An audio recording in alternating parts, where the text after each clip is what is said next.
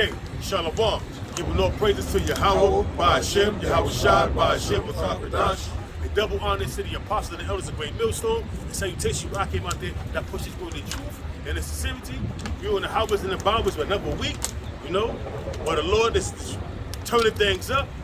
Things is happening throughout the four corners of the earth. As you, Jake, have your heads in the sand like an ostrich, man, with your ass in the air, ready to be exposed, ready for any elements to happen to you, man. You see, what we are trying to warn you is that the Most High, Yahweh, and His Son Yahweh Shai is about to begin to visit the world, which they may, man. You know what I'm saying? So here we are, we telling you these things, whether you want to hear, whether you want to forbear, but hey, at the very same time, you know, all these scriptures going on around the earth, Russia, that's testified a new, it's called a Zyklon missile from a warship, a hypersonic missile, and it was successfully tested, man. So that's telling you, the Lord is giving things up, man. The Lord is having, you know, putting the spirit on Vladimir Putin to do what he's doing, and don't believe the media about Ukraine winning and taking over certain things. It's this guy named Scott Ritter that the Apostle Tahar put me on to. I mean, listen to this dude. This dude's an expert on war, an expert on the Russian government. We can see Scott Ritter, and this dude was telling you this straight skinny, man, that Ukraine is done, man. That Joe Biden and the rest of the, you know, the American administration, they're lying about what's going on in Ukraine, man. To keep that narrative afloat that Ukraine is doing this and doing that. In all reality, they're getting their asses handed to them, man.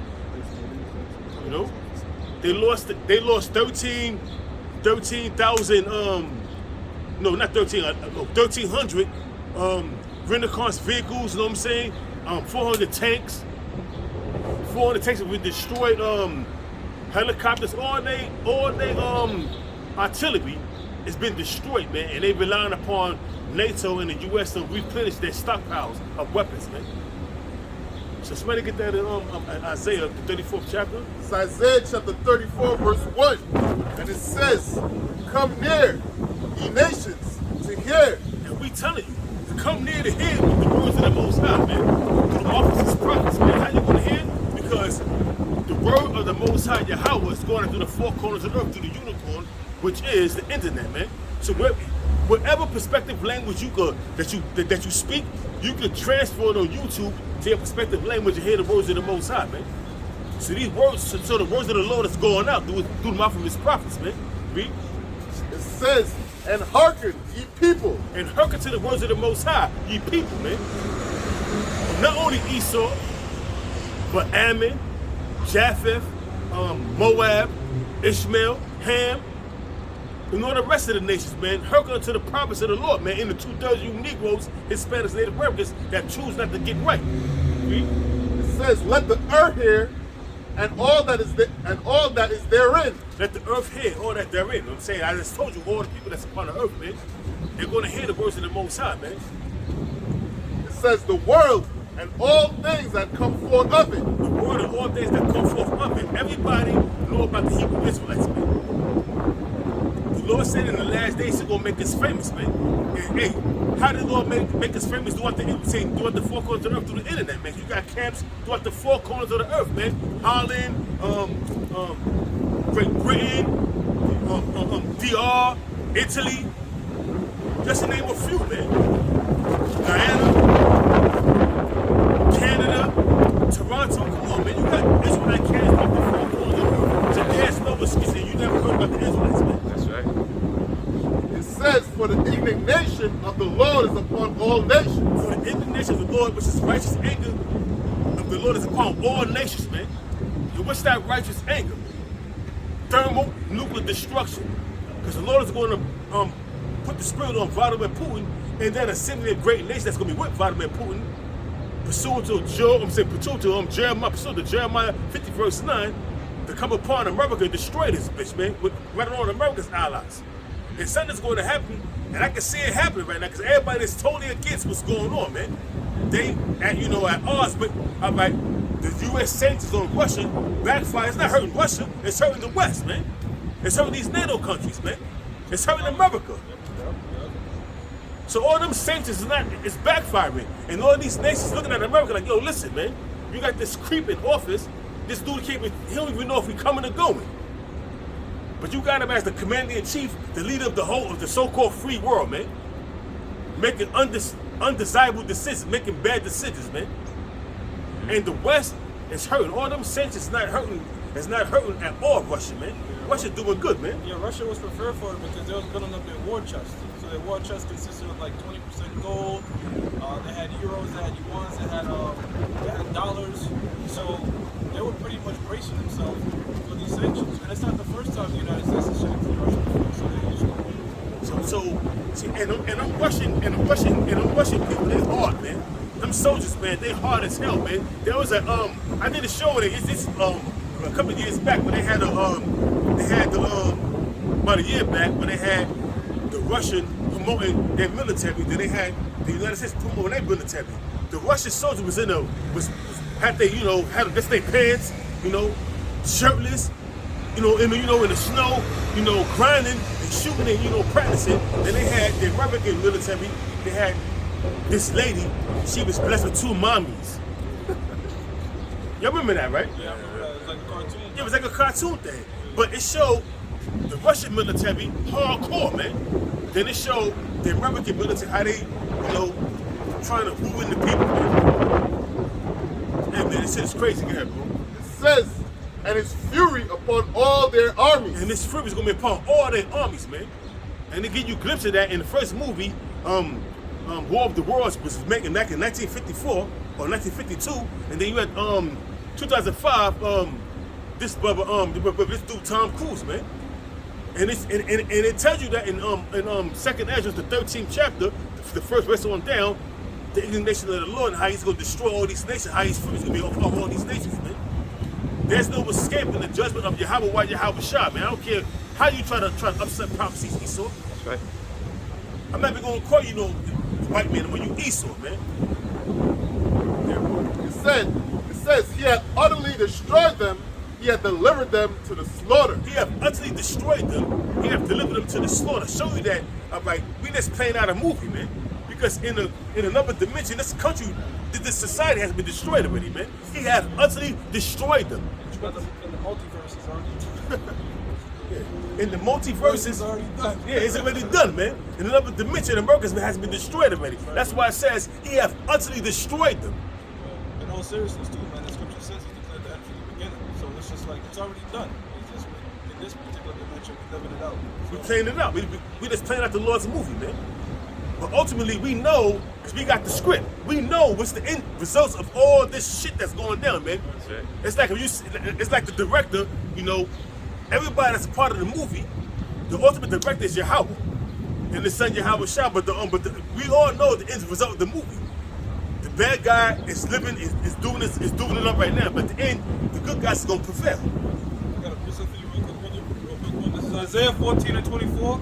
The Lord of hosts have sworn, saying, surely as I have thought, so shall it come to pass. And the Lord said, surely as I thought, so should it come to pass, man. So Most High put something in motion, man. He wrote this whole script of how it's gonna play out, man. You think it's gonna come to pass? This is the Lord Yahweh's movie, man. And it's surely gonna come to pass, man. That's why it says in Isaiah, the 34th chapter, he have utterly destroyed them. It happened already. But we just playing it out. You got more, bro? Yes. And it says, and as I have purposed, so shall it stand. And as the Lord purposed, so shall it stand. The Most High purposely, put it in this book. I'm saying, put it in this movie that America's gonna be destroyed. We just playing it out, man. Inch by inch, step by step, how the Lord is gonna destroy this place, man. And we are approaching the time where the Most High is gonna make a speedy riddance of the land of America and the land where them gutter rats dwell in the land of Israel, man. The Most High is gonna destroy that shit, man. Hallelujah. I got that. You got them. Let's go. We're gonna go through the whole chapter. It says, their slain also shall be cast out, and their stink shall come up out of their carcasses. Get that in Jeremiah 25th chapter. It says, going down. and the mountains shall be melted with their blood. Read that again, Baba Kushaslakis. Isaiah chapter 34 verse 3. It says, their slain also shall be cast out, and their stink shall come up out of their carcasses, and the mountains shall be melted with their blood. The different governments, man, from this thermonuclear destruction that's gonna come upon America, upon the gutter rest, where the gutter rest dwell. There's certain parts of Russia that's gonna be hit, certain parts of Great Britain, France, Germany, any nation that have nuclear capabilities, man. That's not a simply a great nation. That's why I tell you when I say the 24th chapter, the 19th verse on down, the earth is gonna roll to and fro like a drunken. You know? Yeah, real quick, brother, as the apostle the bar brings out, you notice that South America is not really getting too involved in anything because that's where a lot of, the Lord's going to have a lot of verses over there for us ready. That's where, like, you know what I'm saying? Because most of the world, most of these economic countries that are developed, they're going to be in midst of war. But you see the poor Latin American countries with the tribes that dwell, there's a lot of elect women over there, all right, and men that are being preserved. So when we go into that land, we could have. Makes sense. Yeah, Makes sense. Because look, Israel's not. We're not gonna just ready to hop back in. It's gonna take time. You know, that's what New Jerusalem. We come back down with New Jerusalem. Those that make it, they're gonna go around conquering the earth, man. And really, they're gonna go, man. They're gonna go out through the four corners of the earth, man. They're going, and all the undesirables, all the rebels of Israel, they're gonna be put to death, man. Right along with Esau, man. But I doubt very much if any. But then you can't say that because looking back in the ancient world, during the time of Egypt, you know what I'm saying, the exodus of Egypt, they saw the great miracles of the Lord Yahweh, and they still bucked up against him, man. They still bucked up against Moses, man. So you never know in this day and age now, the miracles, they still is gonna, talk shit against the Lord's anointed, the Lord's prophets, man. They're still gonna buck up. They're still gonna want to bow down to worshiping them idols. We're gonna have to put foot in their ass, man. That's the bottom line, man. It says, and all the hosts of heaven shall be dissolved. And all the hosts of heaven, all the armies of these different rulerships shall be dissolved, man. And what? In thermonuclear destruction, they're going to be ashes. You go to the book of 2nd Ezra, the 16th, no, the 13th chapter, it tells you that, man. After a whole, roughly paraphrasing, a whole multitude of people that was trying to come up against Yahweh Shah, after when Yahweh Shah, that breath of fire and that breath and the brimstone and everything, it was nothing to be perceived but death, but smoke and ashes, or smoke and what it says, it was nothing to be perceived but ashes and smoke, something like that. And when Ezra saw that, he was scared, man. Roughly paraphrasing it, man. So that's the indignation of the Most High, man. Thermonuclear destruction upon all these armies, man, and all they host. The host means army, and the mountains represent the governments, man. Yeah, bro. It says, and the heavens shall be rolled together as a scroll. And the heavens represent a rulership. Esau's rulership, Esau's heaven shall be rolled together as a scroll, man. What's gonna make that happen? Thermonuclear destruction. And concentrated fire from them chariots, but mainly thermonuclear destruction, man. From them hypersonic, supersonic, and ICBM missiles, man. That China have, that Russia have, that Germany have, that Great Britain has, that Iran has, that Pakistan and India has, man. North Korea. All these nations that are mentioned, even Ethiopia and Libya, they're all mentioned in Isaiah. I'm saying in Ezekiel the 38th chapter. They're gonna fuck this bitch up, man. America's gonna be destroyed by thermonuclear destruction, man. And there's nothing you can do about it. Devil. That's right. It says, and all their hosts shall fall down as the leaf falleth off the vine, and as a fallen fig from the fig tree. And all their armies shall fall down and be beaten to powder, man. All their armies, man. All the armies of the earth, man. It's going to fall by the sword, man. And the ultimate sword is the nuclear missiles and the constant fire from them chariots, man. When Yahweh Shah cracked them skies, bringing death, destruction, and deliverance. Death and destruction to Esau, the 2/3 of the rest of the nations, and deliverance to his elect, man. It says, for my sword. I'll stop real quick because you mentioned the fig tree. The apostle of the Hall is bringing out a good point. When the wind blows against a fig tree, the figs fall like this. Same way how the missiles are going to be being shot like Perfect. Yeah. Beautiful. It says, for my sword shall be bathed in heaven. For the Lord's sword, which the nuclear missile shall be bathed in heaven, man. In the rulership of Esau, because heaven represents rulership, man. In the rulership of Esau, the Lord's sword is going to be bathed in heaven. Them ICBM nuclear missiles, which the Lord's army, pursuant to Joel the 3rd chapter, is going to be bathed in Esau's heaven. Like that, bro. It said, behold, it shall come down upon Idumea. And Idumea is a Greek word for Edom. Behold, it shall come down upon Edom, or Idumea. That's right. Read. and upon the people of my curse to And upon judgment. the people of the Lord's curse unto judgment. Who are the Lord's people unto curse? Who's the Lord's curse, man? It's not Esau the Lord curse. Was not Esau cursed with the leprosy? The people of the Most High's curse is Esau, Edom. That's right. Read that again, Bible Kashab. It says, it's Isaiah 34 verse 5, it says, for my sword shall be bathed in heaven. For the Lord's sword with some ICBM nuclear missiles shall be bathed in the heaven on the rulership of Esau, the so-called white man. It says, behold, it shall come down upon Idumea, It shall come down upon Idumea. Idumea is, like I said, the Greek word for Esau, Edom. and upon the people of my curse And upon the people of the Most High's curse, to judgment. to judgment. You can't get around that, man. Judgment is coming, man. Your judgment is coming. It said, the sword of the Lord is filled with blood. The sword of the Lord is filled with blood. Meaning, them thermonuclear missiles are going to annihilate everything in this path, man. In this path, man. That's some real shit. If you're a visionary, you can see that, man. You can see it, man. How them missiles that's going to come sweep everything in this path, man, and destroy everything. Like that's the beast of destruction, man, or the best of destruction. That sweeping wind. The Lord's sword is bathed with the blood of these wicked ass people, man. Read. It says, it is made fat with the fatness and with the blood of lambs and goats. Which is a metaphor of these people, man. Because the Apostle Tahar was the first one that came out and said that America is nothing but a big altar, a big sacrifice to the Lord Yahweh, while Yahweh shot. And it's going to tell you that, man. And them lambs and goats represent the people, man. Read. It says, with the fat of the kidneys of rams, for the Lord had a sacrifice in Bozrah. And Bosra was an ancient city that Esau dwelt in, man. It was one of his major cities, man. So you can equate America with Bosra now. Modern day Bosra is America, man. And the Lord have a great sacrifice to the land of Bosra, man. All the people out here, man, that's walking around looking at like me crazy, man, they're gonna be fuel for the fire, man. They're gonna be a part of that great sacrifice, man. Oh man, brother, real quick, since you said that. Ezekiel 33, verse 33. And when this come to pass, Lord will come. Yeah. Then Yeah. shall they say that a prophet has been among them. Yeah. And we've been telling you that thermonuclear destruction is coming, man. But it's gonna come to pass, man. You read it again so we can sink into these people's ears. Yep. This is Ezekiel 33, verse 33.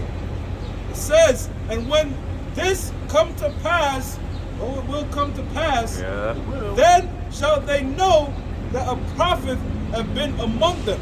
Wait, what come to pass? Thermonuclear destruction, the concentrated fire, World War III, the war to end all wars, man. When Yahweh Shah cracked them skies, bringing death, destruction, and deliverance, that's strange deliverance, man. All the people of the world's going to see, they're going to be like, oh, we're spoken about in Wisdom of Solomon, the 5th chapter, the 1st verse on down, man. That strange salvation for his elect, man. It's going to happen, man. Thermonuclear destruction is going to happen. You see what's going on? It's happening how the Most High wanted it to happen. Russia is warring. All these different nations is warring. It's totally against Russia. Russia is the new bad guy, the new boogeyman. Recently,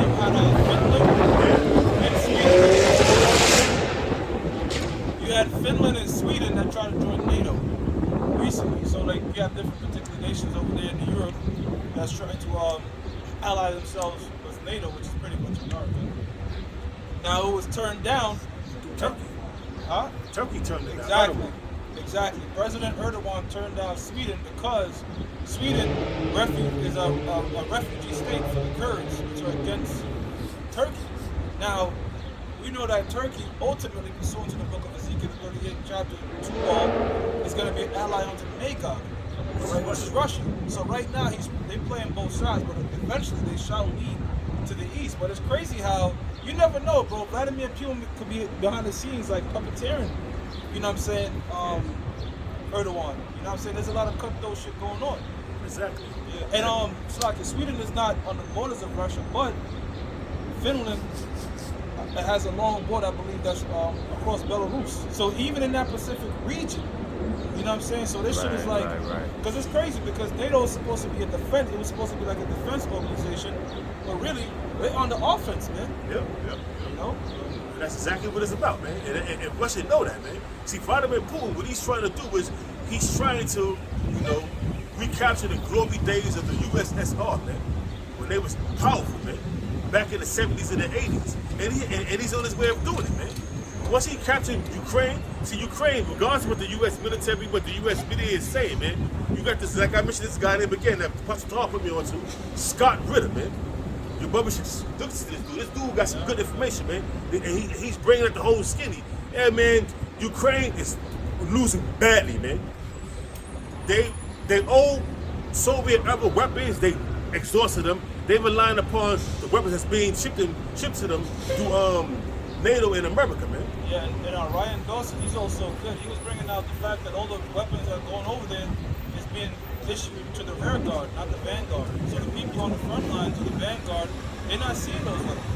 And you have like on average like 200 different Ukrainian soldiers dying daily over there.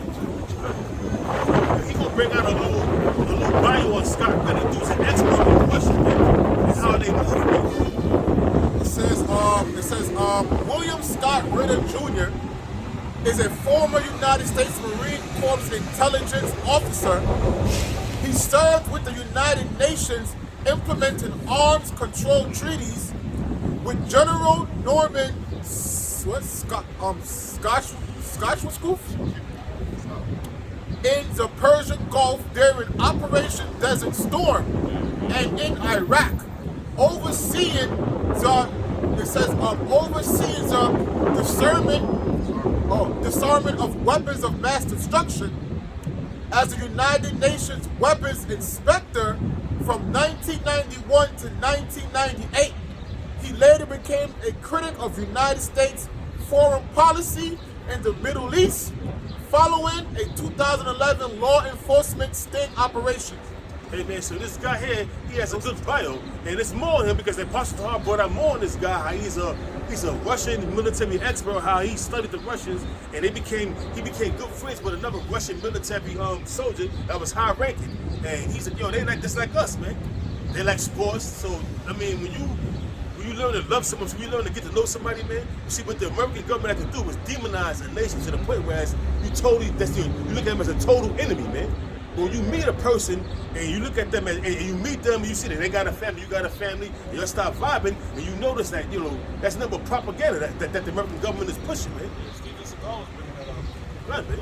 You know, so this is not but a big propaganda. And you look at there's something called Operation Mockingbird that came out in the 1950s, where the CIA can lie to the people, man, through the media. It's called Operation Mockingbird.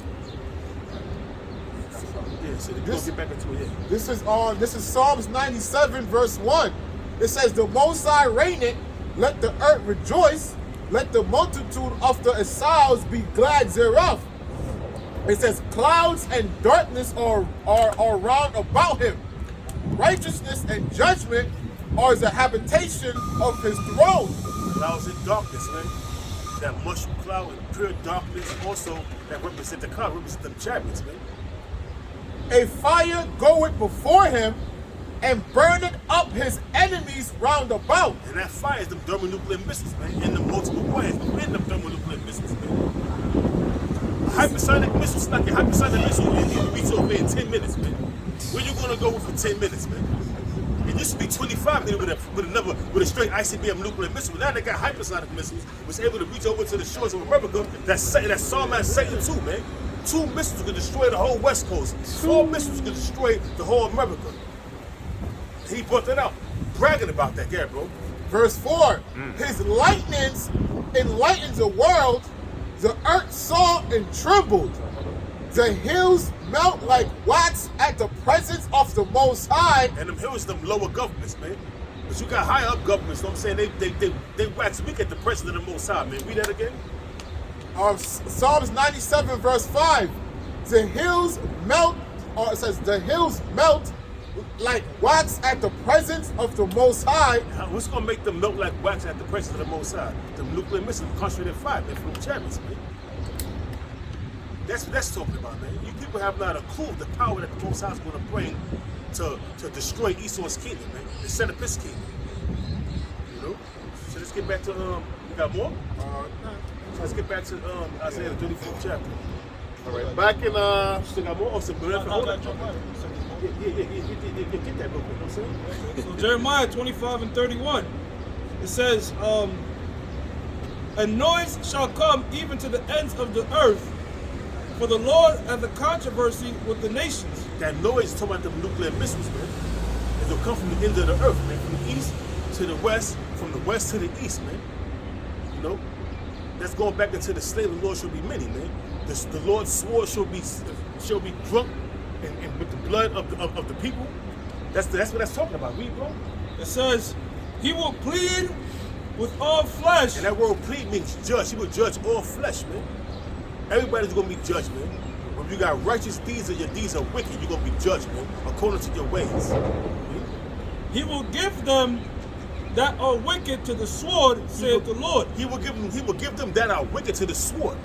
Esau is the wicked, and the rest of the nation with their wicked deeds. And 2/3 of you Negroes, Hispanics, and Native Americans that follow the ways of Esau, and you're a part of the wicked. But one thing about it, the 2/3 are gonna come back. They're gonna come back through the men that make it. Read, brother.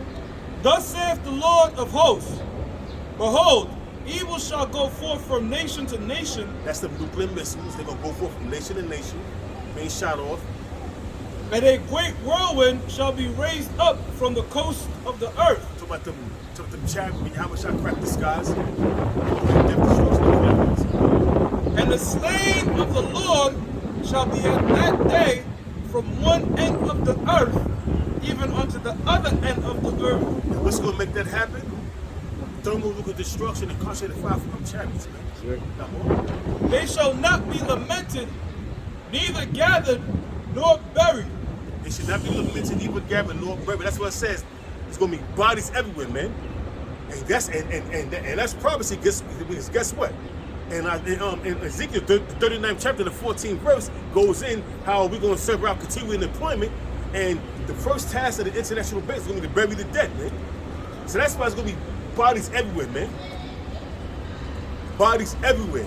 And you're going to have a group of men, Edomites, whether they're old hoes, old men, young women. Their first task is going to have a group putting the signs where the dead is at. You have another group digging up bodies and digging up holes to bury the bodies. And you have another group burying the bodies, man. That's that continuing employment. That's the first for the first fruits of slaves, the international bankers. Started with the Rothschilds, man. They gotta clean up. You gotta clean up the mess, man. That you're creating. "They shall be dung upon the ground." They should be like dung upon the ground. You ever walked in certain parts of the Bronx where you see, mainly on 180th, man, 183rd Street in Davidson, you see mad dog shit. You gotta navigate through the dog shit, man. That's how these bodies can be laid out throughout the four corners of the earth, man, like dung, man. You see that a lot, right, in the Bronx, right? Oh, that's everywhere you go in the block. Every dead block. Shit everywhere. Niggas in the hood don't pick up after. Dog shit everywhere, man. You be Right? playing fucking dog shit hopscotch, man. Yep. Yeah, bro. Verse 34. I think that's it, brother. Right, that was it. So you go back to Isaiah the 34th chapter. All right, so back in Isaiah chapter 34, all right, verse 6, down a little, it says, For the Lord had a sacrifice in Bozrah and a great slaughter in the land of Idumea. For the Lord have a great sacrifice in Bozrah. Read that again, Papa Bashar. It says, For the Lord had a sacrifice in Bozrah For the Lord have a sacrifice in Bozrah. Read. and a great slaughter in the land of Idumea. Now, Bozrah is a capital city of the Edomites, and Idumea are the Edomites, man, which is the Greek word for Esau, Edom. So the Most High has a great sacrifice in this land, which is America, man. The great melting pot is going to be literally a melting pot of dead bodies, man. A lake of fire, thermonuclear destruction and concentrated fire, man. Read, brother. It says, And the unicorn shall come down with them, and the bullocks with the bulls, and their land shall be soaked with blood, and their dust made fat with fatness. Amen. That's that great sacrifice, man. The Lord's going to bring a great destruction upon this land and upon Esau's kingdom, man. He's not going to, come up out of the ashes like the Phoenix, he always saying, rise up out of the ashes and rebuild again. That's not going to happen, man. That's a fairy tale, man. Your ass is going into slavery. After slavery, you're going to be Obadiah 1 and 18. You understand? Are you comprehending? That's it. There's no more rising up out of the ashes and becoming a great nation again. That was it, man. The Most High shows you favor, man. You was the only nation that had, what, 2 times the rule? 3 times the Greeks, the Romans, and now the Renaissance? The Most High shows you favor, man. But yet, that's why you the wicked, man. So you couldn't, hey, man, so you couldn't get right. Like that character on Life Can't Get Right. Remember that dude? Can't Get Right on Life, Eddie Murphy and Martin Lawrence? Bokeem Woodburn played the character of Can't Get Right. Issa, you that character. You can't get right, man. It says, for it is the day of the Lord's vengeance. For it's the day of the Lord's vengeance upon what you have done to his sons, man. The sons of Israel, man. You're going to pay for how you afflict the sons of Israel. Buck breaking, devil's punch bowl, derby's dose. Separating the families, man. You think you're going to pay for all that, man? That's right. And there's many other atrocities you have committed against the sons of Israel, man. And you're going to pay for it, man. That's the Lord's vengeance, man. You being burnt with fire. That's right. And after 1,000 years of slavery, being eviscerated, man, being totally extinct, man. That's your judgment. That's your future, Esau. Real quick, because you had mentioned, like, you know, when you go into the statue, the bulk of that statue is made up of Edomite nations. They had that rulership. This is Genesis 27:39. And Isaac his father answered and said unto him, Esau, behold, thy dwelling shall be the fatness of the earth and of the dew of heaven from above. And that's what you got, man. You got the fatness of the earth and the dew of heaven from above, man. All the riches and everything that you have, everything, man. And yet you're not satisfied. You want more, man. You have been given the blessing of the sword, man. And that's how you got all the riches. Do rape, robbery, and murder, man. And deceit, man. All lies, man. And you're going to pay, man. You're not going to escape the judgments of the Most High. We're his sons. We have to endure the judgments of the Most High. We sinned against him. So how about much more you? You got more? Anybody got something? Yeah. This is 2 Thessalonians 1 verse 9. Who shall be punished with everlasting destruction from the presence of the Lord and from the glory of his power? Esau, the so-called white man's going to be punished by the presence of the Lord. When Yahweh shall crack through the skies, man. And at the very same time, the nuclear missiles being shot off, man, from that assembly of great nations, man. You're not going to escape the judgment, man. That's right. And at the very same time, the Lord is bringing death and destruction. He's going to bring deliverance to his men. And you're going to see it. All you people is going to see it, man. You're going to see the strangeness of the elect's salvation, man. At the very same time, you're going to have a laser zapping and a laser beaming up, man. That's Oh, bro, right. I always bring this out. I had a dream where the laser's like multifaceted. Like it could come on you, and it could either do both. It could beam you up, or you could be destroyed. So kind of when it came on you, you didn't know your judgment. You know your judgment. That's deep, man. I mean, hey man, I'm just saying that's possible. You put that dream on you. Yeah, I remember that. I mean, you put that out, and it's kind of To like act like a tractor beam, or just destroying type beam. that's you don't know. You like, oh, Scarcely seen. you being beamed up, know what I mean? Scarcely seen. Let's think about that, man.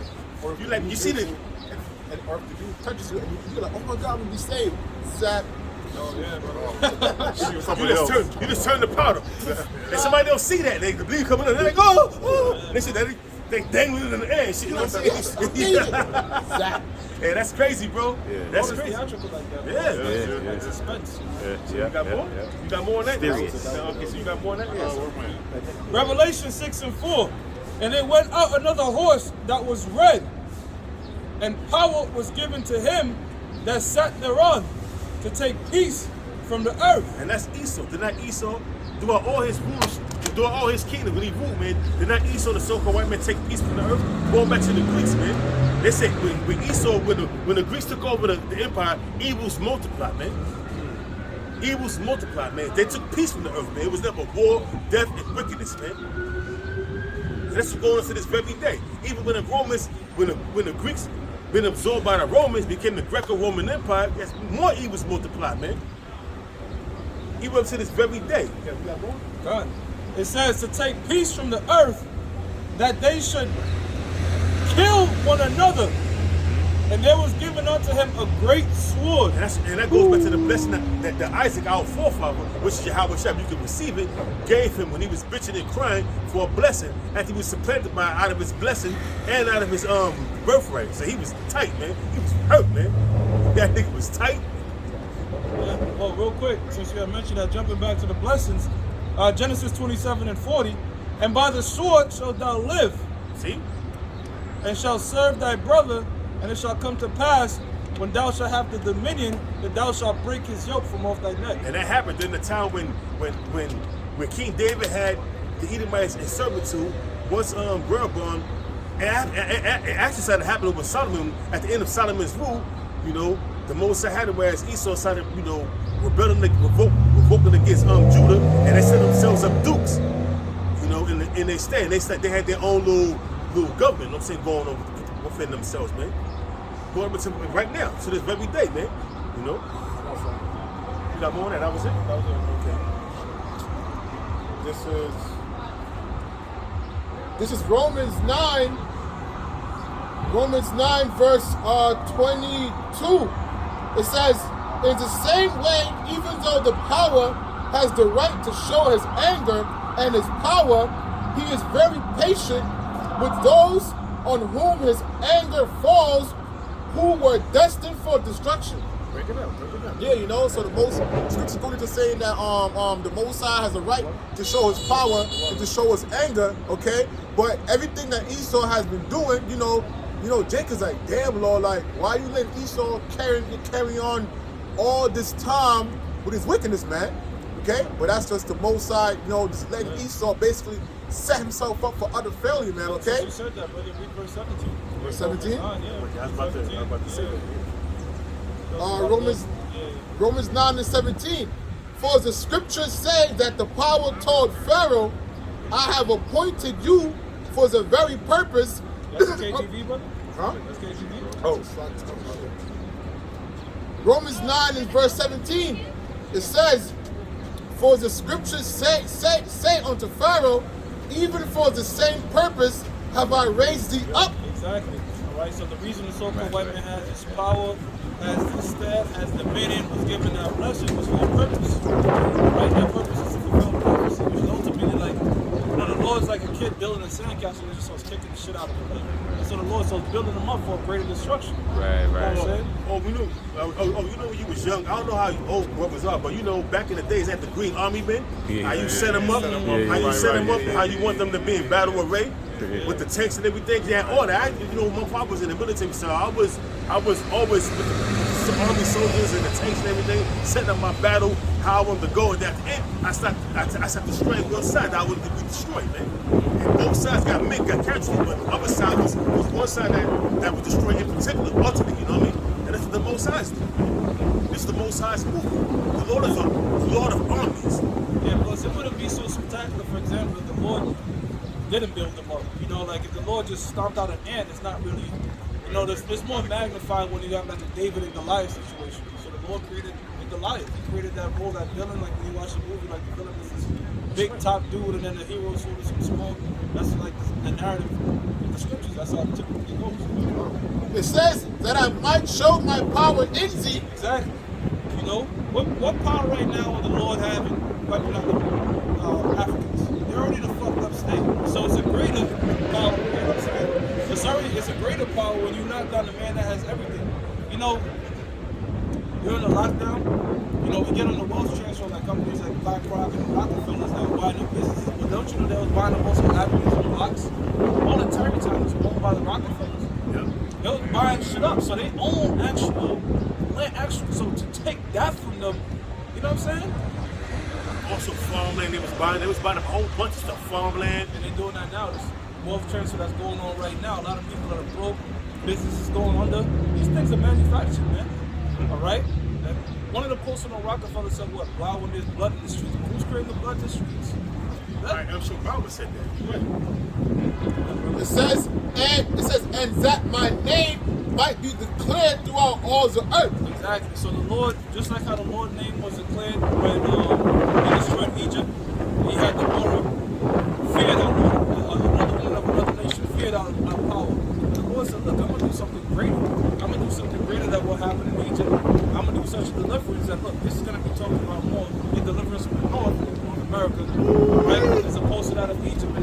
crazy, bro. You know what I'm saying? Imagine seeing a sea the size of this building just parting, you know, over there in the Gulf of Suez. You know, that's like, and then niggas still didn't.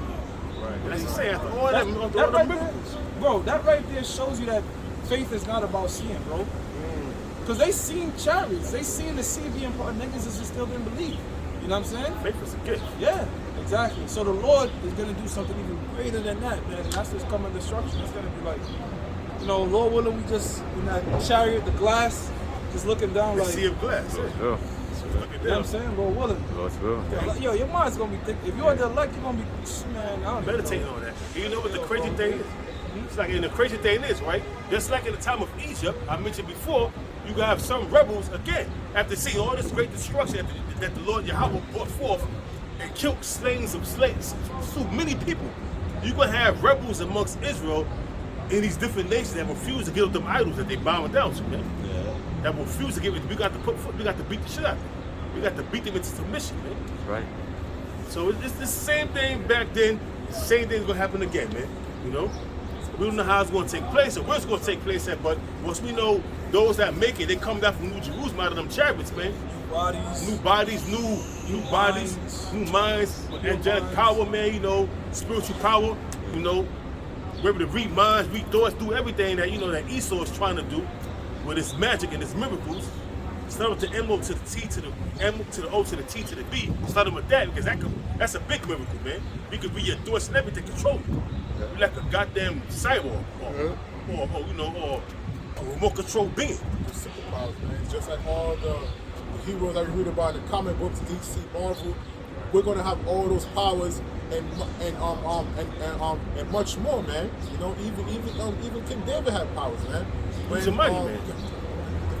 He's a mighty man. See, you can finish that real quick. Back in Isaiah 34. Back in Isaiah chapter 34, and it says, "For it is the day." Isaiah chapter 34, verse 8.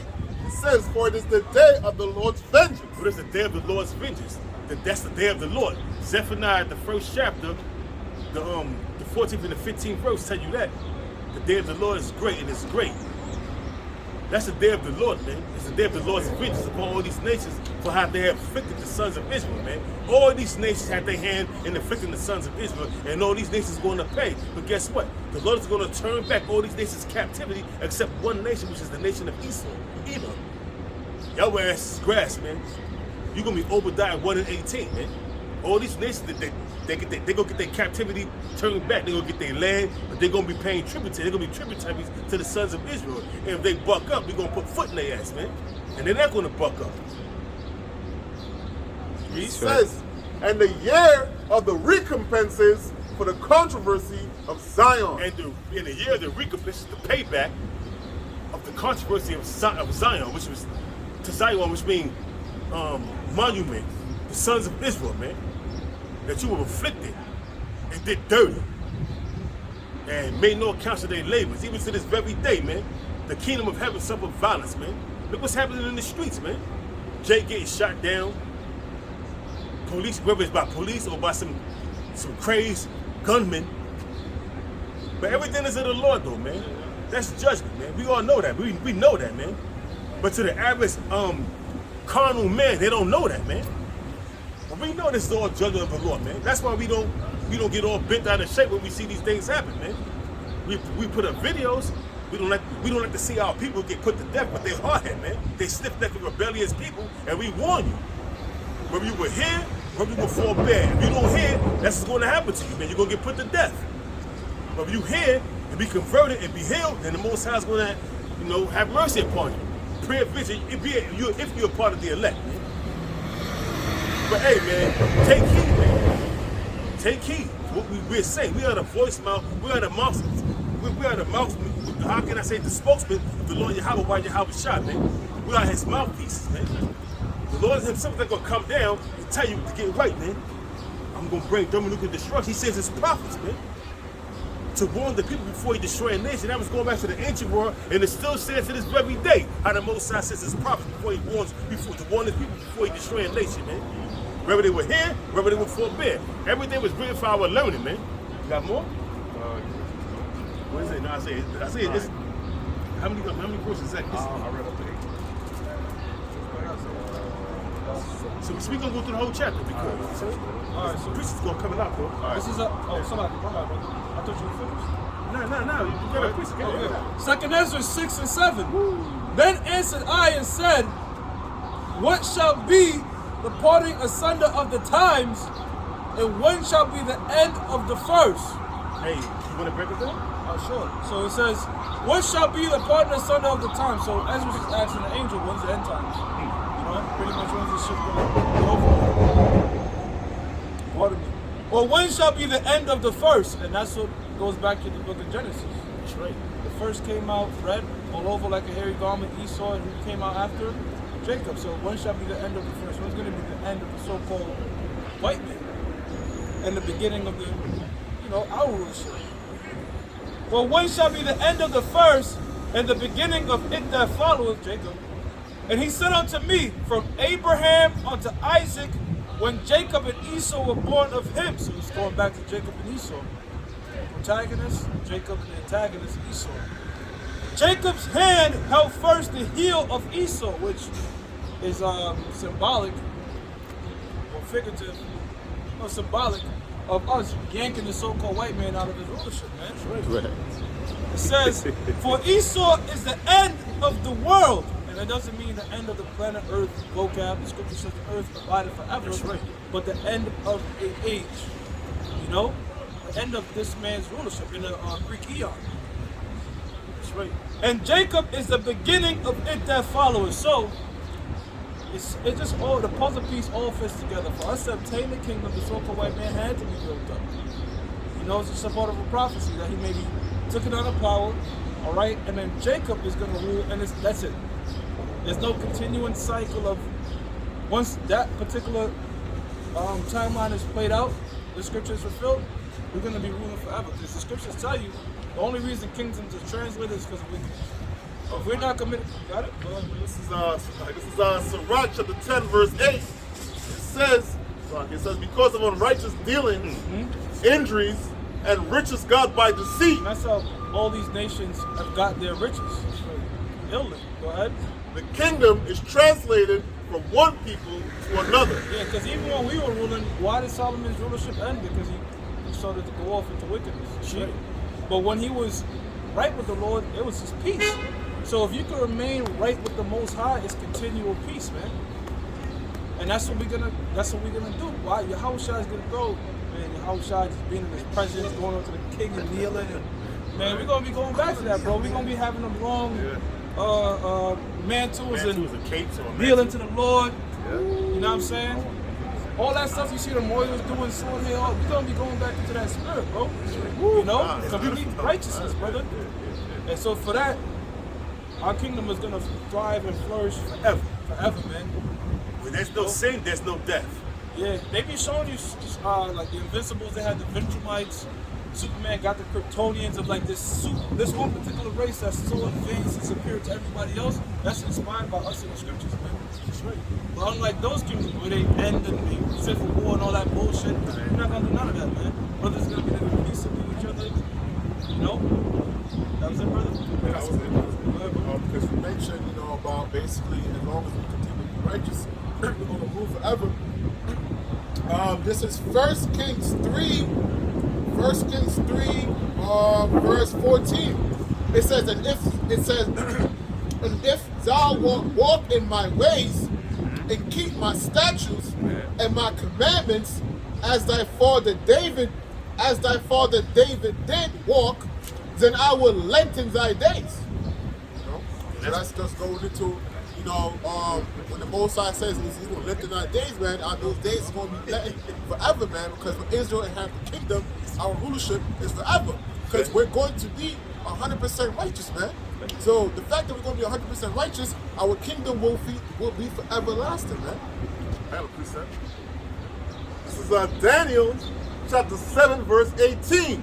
It says, but the saints of the Most High shall take the kingdom. Right, and who's the saints, man? The Israelites, man. All right, we're going to take that kingdom, man. Underneath the Lord of hosts, man, Yahweh Shai, man. All right? This is what's coming up, man. contrary to popular belief, these people out here don't know the Lord is a man of war, man. All right, we read previous scriptures. The Lord saying sword gonna be bathed in blood, man. So you gonna know what time it is, man. All right. So it says, but the saints of the Most High shall take the kingdom. So we gonna take the kingdom, man. All right. I was talking to my cousin this week. He's like, I was like, yo, bro, you don't want slaves? Everybody like to talk about Jake being kings. We come from kings and like king shit is ruling, man. Having people in subjection, man. All right, all people don't have that attitude. You just want to be equal with a nigga that rape and rob, murder you since the goddamn beginning, man. Like, what the hell, man?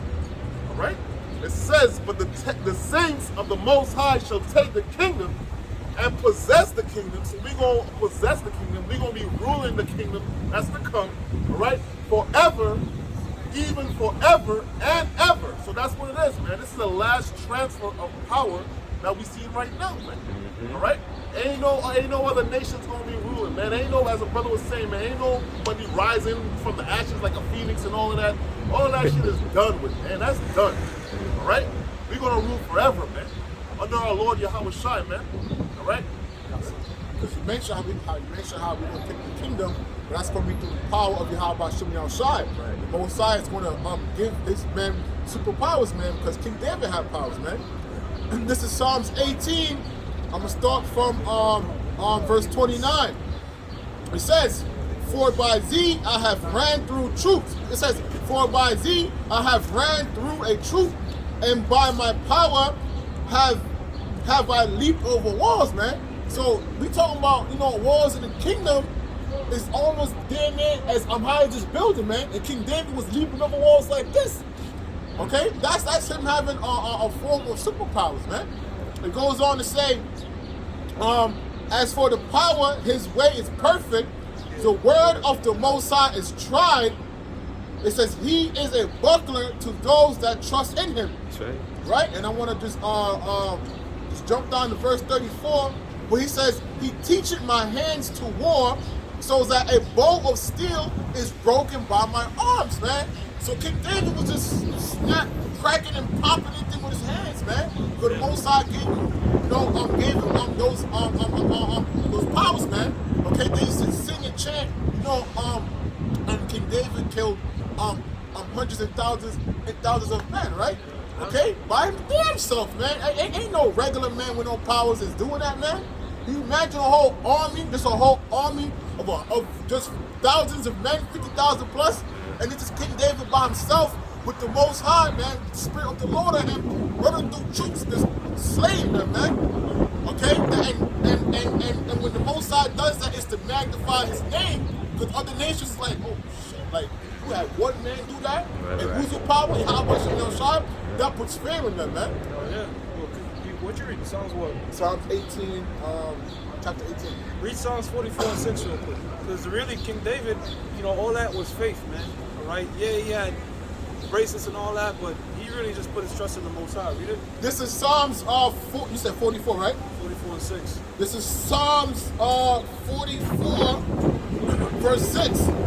It says, for I would not trust in my bow, neither shall my sword save me. Exactly. So when King David was going into the war, he wasn't like giving the best this and putting his trust in the bucklers and all that type of shit, the swords and the bow. He's put his faith in the Lord. You know what I'm saying? And then the Lord gave him the power, okay, on the battlefield to have success. See, so really, as the Apostle of the Recall brings out, and it's true, spiritual power is just the Most High turning up your faith, man. The reason we can't fly right now is because we don't believe it. We believe in the truth, but it just takes a little inkling, and the whole thing is done. Yeah. It's like how you had Peter, he was walking on the water. Right. He started to doubt for a second, it was over. But the man was walking on water, faith, believing in the Lord. You had that scene in Matrix with Neo. Morpheus said, look, you believe, but just believe. When he was doing that shit, he looked down, all that doubt came back, he fell. Yeah, so when the Lord turns that faith up, you're not going to have any like, man, do I really have power? You're not going to be thinking like that. You're just going to just know the Lord's already going to have our faith turned into some of these things. Quick, just to add to that point. Second Maccabees, chapter 8, verse 18. It says, for they, said he, trust in their weapons and bows. All right? But our confidence is in the Almighty, who at back can cast down both them that come against us and also all the world. You had that. There's an account in the scripture where Judas Maccabees went to war and they were greatly outnumbered, but the men that believed survived, and the ones that died, they turned their coats over. They had other idols in there, so they didn't truly believe the Lord had them. They were praying on, you know what I'm saying? They was probably putting their faith. They were putting their faith in other deities, because they was like, how the fuck they died? How we made it? Digging up the dead bodies, you probably see a carved out asteroid or some shit, you know? So when you trust in the Most High, I mean, look, life and death is in the hands of the Lord. And injuries. So no matter what happens on the battlefield, if you know, man, look, it's all in the Lord's hand. The Lord likes shit like that. Like, I'm sure when Gideon and his 300, you know, they were outnumbered. But it was just like, yo, the Lord's gonna make a way, some way, somehow. Right. And the way the Lord did it, they didn't even have to lift a finger. You know, they blew the trumpets, they was confused at night, was killing each other. So, so that's how the Most High get down. You just gotta be like, yo, because look, you brothers out there, we don't have a set determined path to tell you how to navigate when all hell breaks loose. I can't say, look, you know, take the train here and go to this city to city. Shit, we don't even know where we're going. We're just gonna have faith in the Lord to navigate our steps, man. You know? Actually, since I just said that, Proverbs 3 and 5 real quick. Proverbs 3, verse 5, it says, trust in the Most High with all thine heart, and lean not unto thine own understanding. Yeah, so you got people trying to make their own way. Like, I mean, yeah, we might say, look, store up, because prices are going to go up. You might not be able to afford the goods. Because, man, I went to the store the other day. I don't even eat cereal, but they had a cereal box. The shit was a tiny-ass box, $8 Cheerios. I was like, what the fuck? You know, but if you'd have bought some Cheerios, this shit lasts long, you could have been paying $4 for it maybe like a year ago. Who knows? You know what I'm saying? So that's the point. But what I'm trying to get at is you can't have a set determined path to save yourself, man. All right? You just have to have faith in the Lord. That's how we pretty much even get through the week. You know, bills pop up, this gas, this shit do. We just like, yo, man, Lord, and the Lord makes a way. You know? It says in all thy ways acknowledge him, and he shall direct thy path. And in all thy ways acknowledge him, man. I give the Lord thanks for everything, bro. I make a few dollars, you know. I grow in the truth. I do a video. Even the bad times, just going south to Waterloo for not taking the truth. It's a drought. You send me a little ass to Waterloo for sending this box my way. Yeah. I give thanks for that, bro. I give thanks to Most High for everything, bro. Yeah. As long as you want the truth, you should be thankful, man. That's right. That's right. The Lord could jack you up. The Lord could make you fall, stumble, go off here and there. But as long as He's showing you mercy and you're still in the truth, you know that, look, man, there's some other possibility that can make you. And that's mercy in itself, man. That's right. You see what I'm saying? That's right. That's right. Yeah, that's what we want, bro. Yeah, so we putting our trust and our whole guidance in the faith of the Lord, Yahweh Bashim Yahushua, man. He's the one that's going to direct our steps. Actually, you can get Proverbs 16:1 just to prove that. Proverbs 16:1. Proverbs 16, verse 1, It says, the preparations of the heart in men, it's like in man, and the answer of the tongue is from the Most High. Exactly. So your thoughts really are determined to the Lord. Not only your thoughts, but let's say you interact with somebody. You might go on a job interview. It's up to the Most High is going to put it on the, whoever you're trying to get the job with to like you. Right. You know, pray that the priest Bilal, he told me, he's like, yo, when I go on a job, you just say, look, I pray the Lord make me like Daniel. Like just loved by, and esteemed by the employee or whatever, And like get magnified and shit. And I pray, I always, anytime I go on a job, anytime I'm doing something, I just pray that, I like, Lord, treat me like Daniel, like make me have favor with who I'm interacting with, because I know ultimately the tongue, what people are thinking is of you. You know what I'm saying? Mm-hmm. So you never know, when all hell breaking loose, some people might get cut though, some people might get stabbed, but the Lord could just say, put the spirit on a dude, like let's say that dude has a shit ton of guns, or whatever, I'll hold you down. Or you might know it some way, Bro, I was in a situation real quick, I don't want to ramble too much, but this was old shit, back when niggas used to wild out. And one dude, he checked some young nigga. And the young nigga walked off, whatever. But this guy was an asshole, bro. He was just completely trying to prove himself. So we walking back, somewhere else. That young nigga brought back mad people. Like, we just saw niggas start coming out with beads and all this type of shit. I'm like, fuck. I'm on the Queens to see my shorty at the time. And them niggas is like surrounding us, bro. Popping out of the car. Like I'm like, damn, bro. greatly outnumbered and shit. You know, I'm not gonna lie, I was fucking afraid, bro. I was like, Who you with? I was with some niggas I used to chill with in the world. Bilal was mad because Bilal was walking with us. The spirit had to go on the train, so he wasn't there. Bilal's a warrior. He'd have been like, fuck it, let's go. But all these niggas ran off on me, and I was by myself. And there's this nigga, he's pushing niggas out the way. He had spit it on the fucking beads and swinging. Yeah, the beads are swinging. I'm like, damn. Then check it out, bro. This nigga was on the football team. I just said like that. I was just like, because I was on the team. You saw him. You saw him. I was like that because he didn't know me like that, but I was respected in the team, like as a, you know, like sort of like a captain. Like I said like that, gave him a that, because he already know I wasn't on that type of timing like that. And all them niggas ran off on me, but the Lord delivered me in that situation, man. You know what I'm saying? So hey, bro. He came out of nowhere. This. He was like, oh, you saw the. But he was ahead of them niggas. Yeah, he was like, oh, right. I was like, he was like, you know, he was like big and shit football. He's for niggas out the way and shit. Like, I can't wait to fuck with somebody. You know what I'm saying? Because sometimes them niggas will do that. Like, damn, we ain't get the rest of them niggas. I know you ain't do it, but boop. They move like that. But the angel of the Lord just, I was just like, wow. So, hey, man. Lord could do things like that for brothers. And I'm sure you brothers experience situations where the Lord navigate shit to where, damn, that could have been me, but the Lord had mercy. This is Psalms 34.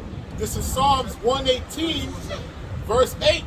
It says, "It is better to trust in the Most High than to put confidence in a man." Hell yeah, bro. You know, I just be having faith in the Lord, bro. Like, I jump in my car, I'm praying. You know, I'm walking through the streets, I'm praying, bro. Man, yeah, bro, you hear stories about niggas getting killed over chains. Sometimes I roll my chain, but that never happened. But I know that's the Lord. You heard about that nigga in Tremont? Yeah. And With the rapper. the rapper, he came out here from LA, nigga was taking pictures and shit. They robbed him. But check this out, this is what's heavy, bro. When they was jumping him, they killed the nigga with his own gun, I believe. Because the nigga took the gun out and checked if there was bullets in it. If you were carrying that shit, you already know you got your shit loaded. I think they were jumping him, the dude 1090J was bringing out, they were jumping him, and he was trying to reach for the gun, and they saw it fell. And then the nigga picked it up, was like, check if there was bullets, he was like, oh, this nigga was really trying to pop off on us, and the spirit just got on and just started mercilessly killing him. That's what it's from, right? Yeah, so that rapper nigga trusted in his sword. But his sword was to his own, because if you never had it on you, you just had a black eye wound, you could heal. Lost your chain, whatever. You know, you took a major L. But the Lord had you lose your chain, everything, and get killed with your own fucking gun. So a lot of you niggas out there that's trusting in your weapons and not putting faith in the Lord, Lord God, you get do this, man. Right. I'm not knocking you brothers that own weapons. Just be smart about it. And you know at the end of the day that ultimately the Lord is going to, because guns could jam, they could backfire, you know, so many shit could happen, you know? Psalms chapter 34, verse 7. It says, "The angel of the Lord encampeth round about them that fear him." Yeah, man. Sometimes them angels would guide your step to do some wise shit to get you out of jam, bro. I was driving my shorty to the gym, and I normally do a U-turn, pull her out. I turn, and I turned in front of some cops, they stopped. So I was like, oh shit, there's probably no U-turn on this block. So what I did was I stopped in front of this driveway, and I got out and I started pushing the button like I was trying to go into the driveway. Are you trying to do what? Trying to go inside. Because I turned in, and like, this is what happened, bro. You the cops, right? I turned like that, and you just drive behind me and stop. But instead of doing a full U-turn, I just stopped in the driveway, waited. I saw the niggas was waiting, so I was like, let me get out. I started pushing the button. And what they do? They drove off? They drove off. Oh shit! I was like, bro, That's a plan. That's a plan like a motherfucker. Bro, I had to think on my toes. Sometimes the Lord, even in that situation, can make you just think of some crafty shit to get out of the jam, bro. Because if I have another ticket, my shit might get suspended. So the most, You paid for one already, right? So, yeah, I did, but here's the shit though, bro. Like, when they pull you over, that shit could be on your thing for like 4 years. It takes time. So, man, so trusting in the Most High, bro, for a safe, don't mean just accident, mean, Lord, don't give me no tickets, don't give me no, you know what I'm saying? praise the Lord for That's right. Yeah, right. right. That's right. Oh, let me finish the last part. As you said, Right. let me finish the last part.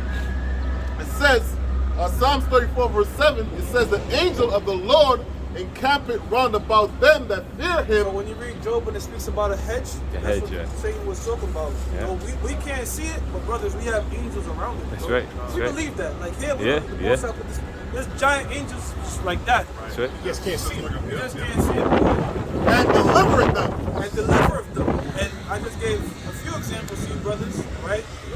And I'm sure brothers have multiple testimonies where the Lord delivered them. Hey, Peter was locked up, the angel broke him out. But when you read that scripture, somebody can look it up. You can look it up after you read. It says their angels. There's a scripture, I believe Yahweh Shai said it, the little ones and their angels. That's a possessive pronoun, man. Which means Everybody As a- that's right. a quote guardian angel. Right, That's real. right, That's right. not gonna be a dead grandmother. right. It's gonna be an angel of the Lord. That's That's right. appointed to watch over every member of the elect, bro. That's right. That's how come when the Apostle Ricard said this, he said, man, it hit home. He said, look, brothers, when you leave the camp, you're subject to the spirits. You know what I'm saying? That's how come it's good to stay with I'm not saying, look, being great millstones is going to save you, but I'm just saying, brother, when you around this, all around this, you're protected, man. So why would you not want to stay part of the body? This whole lone wolf shit, nah, bro, don't do that. You know what I'm saying? Stay with the body, stay with them angels around us, man. There's angels around us, bro. You know?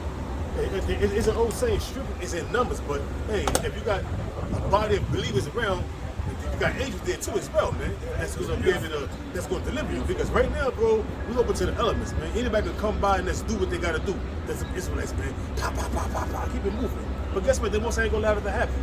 Yeah, I believe in one of the camps, some dude had guns on him. And I remember years ago in Nebraska, some nigga came out of the store. Brothers were speaking. They came out of the store and just started letting it off in the air. Now, why he didn't let it off at the brothers? See, so the Lord could put the spirit on people to do certain shit, but them angels, like, I've seen it, bro. Why were you doing it from the air while brothers is speaking? That was some wicked And shit. the brothers didn't really get nervous. The brothers was looking like, man, fuck it, we out of here, bro. Quick That was precept. it. Go ahead, brother. Quick one, it's straight to the point. It's Matthew 18, verse 20. For where 2 or 3 are gathered together in my name, there I am in the midst of them. See, the name of the Lord is so powerful, bro. Yahweh B'Shem Yahweh Shah. That's the Lord's in the midst and deliver you from shit, man. You know? Brothers could hear stories like, yo, this shit got shut up. Oh, damn, I was around that area. You know what I'm saying? Right, So right. it's just Yeah, exactly. Your neighbor, 241st. Yeah, 241st. You saw that shit, right? Yeah, that shit was wicked. Yeah, well, the nigga, it seems like those two niggas is trying that older head. The older head wasn't having it. Just let off him. You know? Look, man, Right. Yeah. Look, brothers, you live by these 3 Fuck words, that. it'd be a lot Fuck better. that. Please Yeah. excuse me and thank you. Right. And today's not, we living in a time where you don't even want to try nobody, bro. I don't give a fuck how much martial arts you know, or nothing. You know? So, the best thing you can do, bro, is avoid situations. You know what I'm saying? You know? This is Matthew 18, verse 10. And this is Yahweh Shai speaking. It says, take heed that ye despise not one of these little ones. Now, who is the Lord of what little ones? That's the brother teacher, man, the elect of the Lord. Go ahead. It says, for I say unto you that in heaven their angels do always behold the face of my Father which They're is in heaven. angels. They're angels, man. You see that? How about you, son? It says they're angels, all right? So all the little ones of the Lord have angels watching them and protecting them. Romans, Man. that's Romans, right? That's right. You know, they're watching over them. That's right. All right, this is Matthew chapter 18, verse 10. That's It a says, shame what happened to the take Romans. heed Help me out? that ye despise not one of these little ones. Later.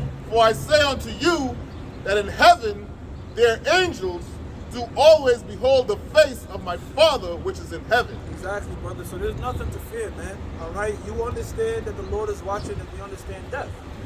You know, in this world, people don't understand death. That's another thing, man. They think death is the end or, you know why? Because Christianity tells them about hell. They're like, you done suffer. Here it is, you done fucking suffer in this planet Earth. Now you gotta go suffer for it.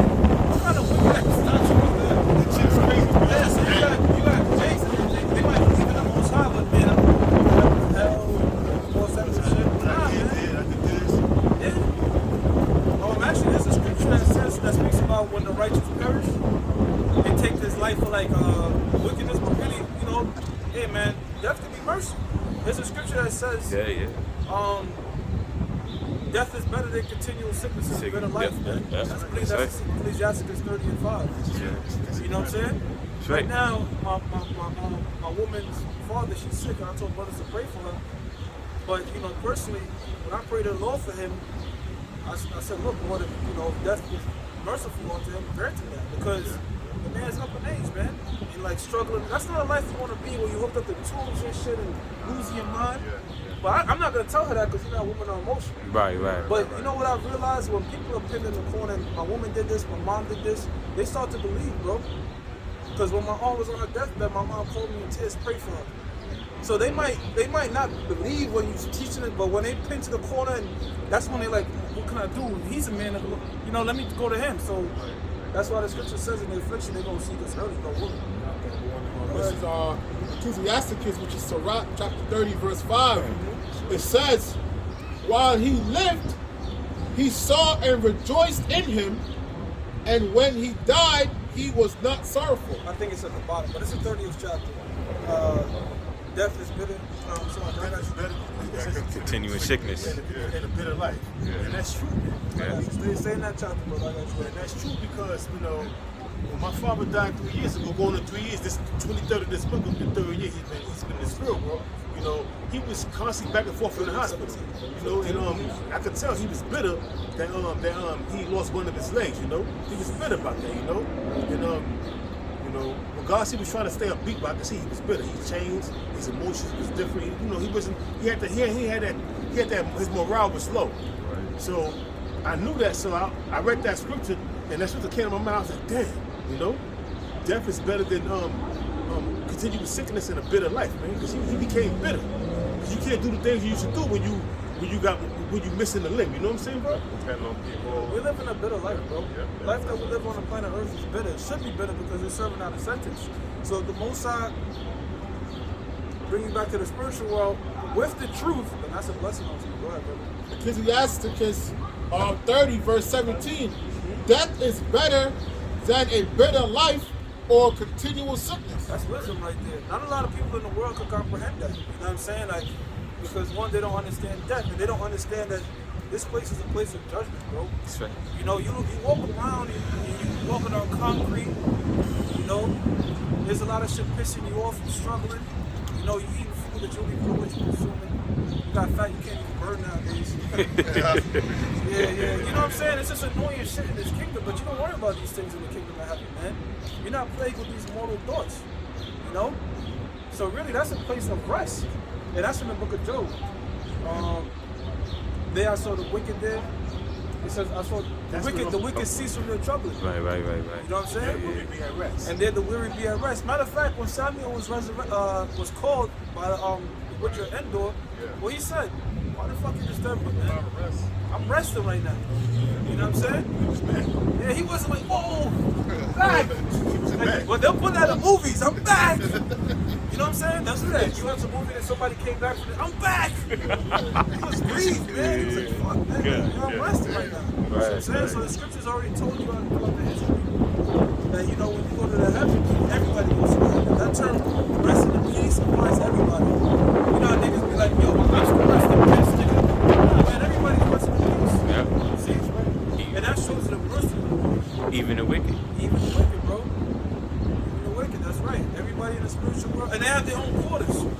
That's another thing, too. The wicked got their own quarters. The righteous have their own quarters in the spiritual world. You see? You know, so brothers, if that's our lot, the scripture says what? They shall be some faithful unto death. So brothers that have the faith to be faithful unto death, don't worry, because 2 Thessalonians, the 4th chapter. You know? The dead in Yahweh Shai shall rise first. Go ahead, bro. This is Psalms 1. The righteous man will take his life when the righteous man perish. This is Romans 15, verse 13. It says, now the power of hope fill you with all joy and peace in believing, that ye may abound in hope through the power of the Holy Spirit.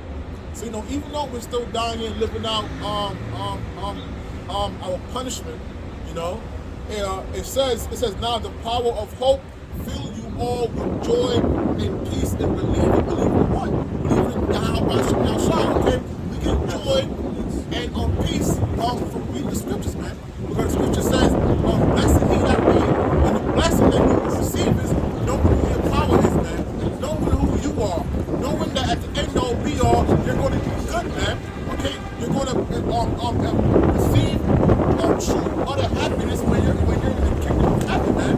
So that is a peace that is keeping us sane, man. Because Rubbish is going through a lot of things, man. Okay, fighting off a lot of demons, man. And without this truth, I don't know how I function, man. Because when I think about a lot of the hell that I'm catching, and it's like I don't ask why no more. Because I know why. That's one of the big problems with Jake when he catches hell. Jake is like, why? Proverbs 4:7, brother. Which one? Proverbs 4:7. This is Proverbs 4, verse 7. It says, wisdom is the principal thing. You have to know the what of something. Go ahead. Therefore, get wisdom, and with all thy getting, get understanding. That's a why of thing. You know what I'm saying? Like you said, when you understand why you're going through something, you know how to deal with it. But you have I remember I was in Fairway, this one Jake said they can't be a God because this is too much evil. You don't understand. When you understand things, you're like, okay, this is why this is happening. We catch hell, we understand it. You know, we deal with it. This is Isaiah chapter 57, verse 1. It says, the righteous perisheth. It says, the righteous perisheth, and no man layeth it to heart. Yeah, when the righteous man perish, no man lay it to heart. You got men that are in the truth, they pass away. Nobody really knows about it, but you got wicked ass niggas. R.I.P. Biggie and Tupac, like, you know, some wicked, like low life niggas. They'll have all these type of murals from them, remember them. They even have days for some of these niggas, like Martin Luther King. They regard their days with the righteous man. They'll consider it. Go ahead. And merciful men are taken away, not considering that the righteous is taken away from the evil to come. Exactly. So when you have men that perish, really the Most High showing them mercy for the evils to come. Yeah. Sometimes they mock their deaths, all that, but nah, man, the Most High shows them favor. Why? Because the dead Yahweh shall rise first. It says, it says, we shall enter into peace. They shall rest in their beds. They shall enter into peace and rest in their beds, man. That's what I'm talking about. That's talking about the spiritual world. So our King David, King Marshall, is belief, right? He's resting. Okay? You have different men of the Lord that perish about our village, you know. Certain brothers that was once on the earth following us, gave up the spirit. But guess what? They're at rest, man. And they're gonna come back and do season. First seats on the chariots, man. Go ahead. It says, you shall enter into peace. They shall rest in their beds, each one walking in his uprightness. Yeah, walking in his uprightness, man. Right? So just like how Samuel had peace and didn't want to be disturbed from that peace, the brothers out there right now crying out to the Lord, but trust they don't want to come back now. Hey, fuck for what? They rather come back when the shit is destroyed and get in the chariots, brother. You know? Like, you know, like you have niggas that move out. They get the money to move out the hood, but want to stay in the hood. Right. Stay in the fucked up. I'm loyal to my block, nigga. And then I'm either getting killed, robbed, dumb shit. You know, a wise man don't think like that. A wise man's like, look, man, I'm in my good state. Why the fuck would I go back to that bullshit? I'm out. Yeah. Yep. Yeah. You know? Right, bro. All them rappers that stood in the hood. What's his name again? That nigga Young Dolph. What's his name? Yeah. He wanted to stay in the hood, my hood. And this dude was like, I forgot what show he was on. He was like, yo, every rapper that stayed in the hood wound up getting robbed or killed, man. It's a pay, man, to be, in the hood, man, you got a lot of money, man. Yeah, them niggas are dumb. Really. And they used to, Young Dolph once said, play my Tyson drug money. This is Psalms 22, verse 3. A prudent man foresees the evil and hideth himself, but to simple pass on and are punished. Yeah, so you prudent. What the fuck you doing? Like, you got niggas that want to stay in jail. These niggas aren't prudent. You know a spot that's always getting shot up. Well, yo, that shit is lit. Let's go. You know? These niggas know that there's evil around the corner. They wanna go into it, man. Yo, man, when they had the lockdown, they had people wearing masks and shit. I was a fucking driver. Left that night, man. So that niggas will come in the car with a mask and a hoodie. Yeah. So you know what? Like that lady that got shot in the head by that, she was a Uber driver. The Edomite lady, nigga came in with a ski mask and a hat on. She was just hit the fucking gas. Nigga put a gun behind her head and told her to just keep driving. Nigga put a gun behind her head and told her to just keep driving. She said, yo, I have 4 kids. Nigga said, I got kids too. Had to drive for hours scrolling through her bank information, and when he was ready, he put a bullet in her head, man. And she had a camera. So sometimes they might be like, yo, why don't you do it with a camera? I said, look, man, if a nigga's gonna do that, he'll give a fuck, he got a camera in that, man. Once we had his face covered, we had it covered. Yeah, that's in their mind, they couldn't do that. But if you were prudent, you wouldn't be driving late night when niggas masked up, man. And you a woman. Fucking cameras gonna save you. She was desperate, you know what I'm saying? Trying to make that money. Or maybe, maybe she couldn't do it a day. She got kids and shit. We got She kids, sleep right? now, I have to go work. Right. You know? Right. But you know what? At the end of the day, that was her judgment, man. I know that's what the last thing to see your kids. Right. Hey, man, I'm a little something I do, man. I don't know. You can do it if you want to do it, but if you live with a woman, you live with your family. Anytime I step out the door, I say, look, baby, we're going to leave on a good note because we don't know at any moment the Lord could take our life. And I don't want to leave on a fucking, like, the last time you saw us, I saw you was in a goddamn argument with some shit. You know? So before she leave the house, you got to leave in a good spirit. We're squashing every beef forever. Go ahead, bro. It's Hosea chapter 4, verse 6. Sure. It says, my people are destroyed for lack of knowledge. Yeah, man, if Jake had any type of wisdom, you wouldn't be clinging to the hood. Right now, man, you know, they should fucking really be giving rappers hazardous pay. Because that's like, them niggas is dropping more than being in the army, bro. Like this, yo, bro, I never seen some shit like this, bro. Like, rappers are getting killed left and right, man. But rightfully so. If you gonna get in a video, I'm smoking on your op, nigga, you know, you setting yourself up for destruction, bro. Yeah, man. Is a goddamn deal, which is nothing more than a high leverage debt, is that really worth fucking your life, man? You know? So Jakes that wanna be rappers, kick it on the block, stay out late night blasting music. Come on, man. You're just trying for a lack of knowledge, man. Okay? If you had the knowledge of some understanding of the scriptures and your nationality, you would have a lot smaller.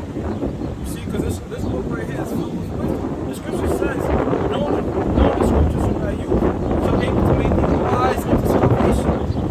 You know? It says, because thou hast rejected knowledge, I will also reject thee. Proverbs 1 and 22, you can start at 20, but how have they rejected knowledge? Well, you got the men that have the truth, the apostles, the elders, the brothers. You got these different Israelite camps, you can get some sort of wisdom out of them because they're dealing with the scriptures, but they're not even listening. You know? How many people don't walk by since your time when the truth was just disregarded? Thousands. See? A lot of them Israelites. So when they perish, man, this nigga Pablo just came to my head, man. Last time I saw this in that video. Yeah, I saw this dude Pablo at camp. This was on 34th Street. Next thing I know, they even shot the staircase. They did the whole thing on him, documenting on that beat, that block, and all that shit. But he knew me. He could have been like, yo, bro, what's this? What's going on here? You know what I'm saying? But you know what they do? They look at you and act like they ain't see you. So the Lord's like, well, hey, fuck it, you know? You had your shot. You want to, you want to stick to doing rap videos and beefs and shit. Hey, well, that's, you know, you play gangster games, you're gonna get gangster prizes, man. That's right. What did Willie D say? It's a quote that Willie D always says. You play a stupid game, you win a stupid prize. Pretty much. Willie D quotes that shit all the time, man. I started using this shit. Yeah, and to be a rapper right now is a dangerous game, bro. Dangerous fucking game. They bro. promote depravity, homosexuality, adultery. They promote drug use. They gang banging. They promote all that shit, man. That's nothing but depravity, man. Yeah, because when you become like, let's say you're banging in the streets, right? and now you done become a famous rapper. You know what they call you? You a top op. Meaning you a primary target nigga. You're not some regular low life nigga on the street like me. You a top op. So if I take you out, I'm building my nigga. So you got Pop Smoke, Young Dolph. Yeah, just anything with Young, Little, or Biggie, just that shit. That's them niggas, man. Young, Little, and Biggie or something like that. Weezy, you know that type of names. It says, because thou hast rejected knowledge, I will also reject thee, that thou shalt be no priest. Yeah, man. So R.I.P. Problem G's. You passed the camp. I know you in the world. You know, I had nothing really against these dudes, personally. But you could have inclined, man. You know, you could have inclined. Like, yo, what's this about, bro? Like, man, my life ain't. I gotta find the Lord. But the Lord has rejected their ass, man. You know? Yeah, and you have brothers that didn't live that lifestyle. Certain brothers that were into that, but the Lord showed them favor. You got them out of that. Now they're a rapper.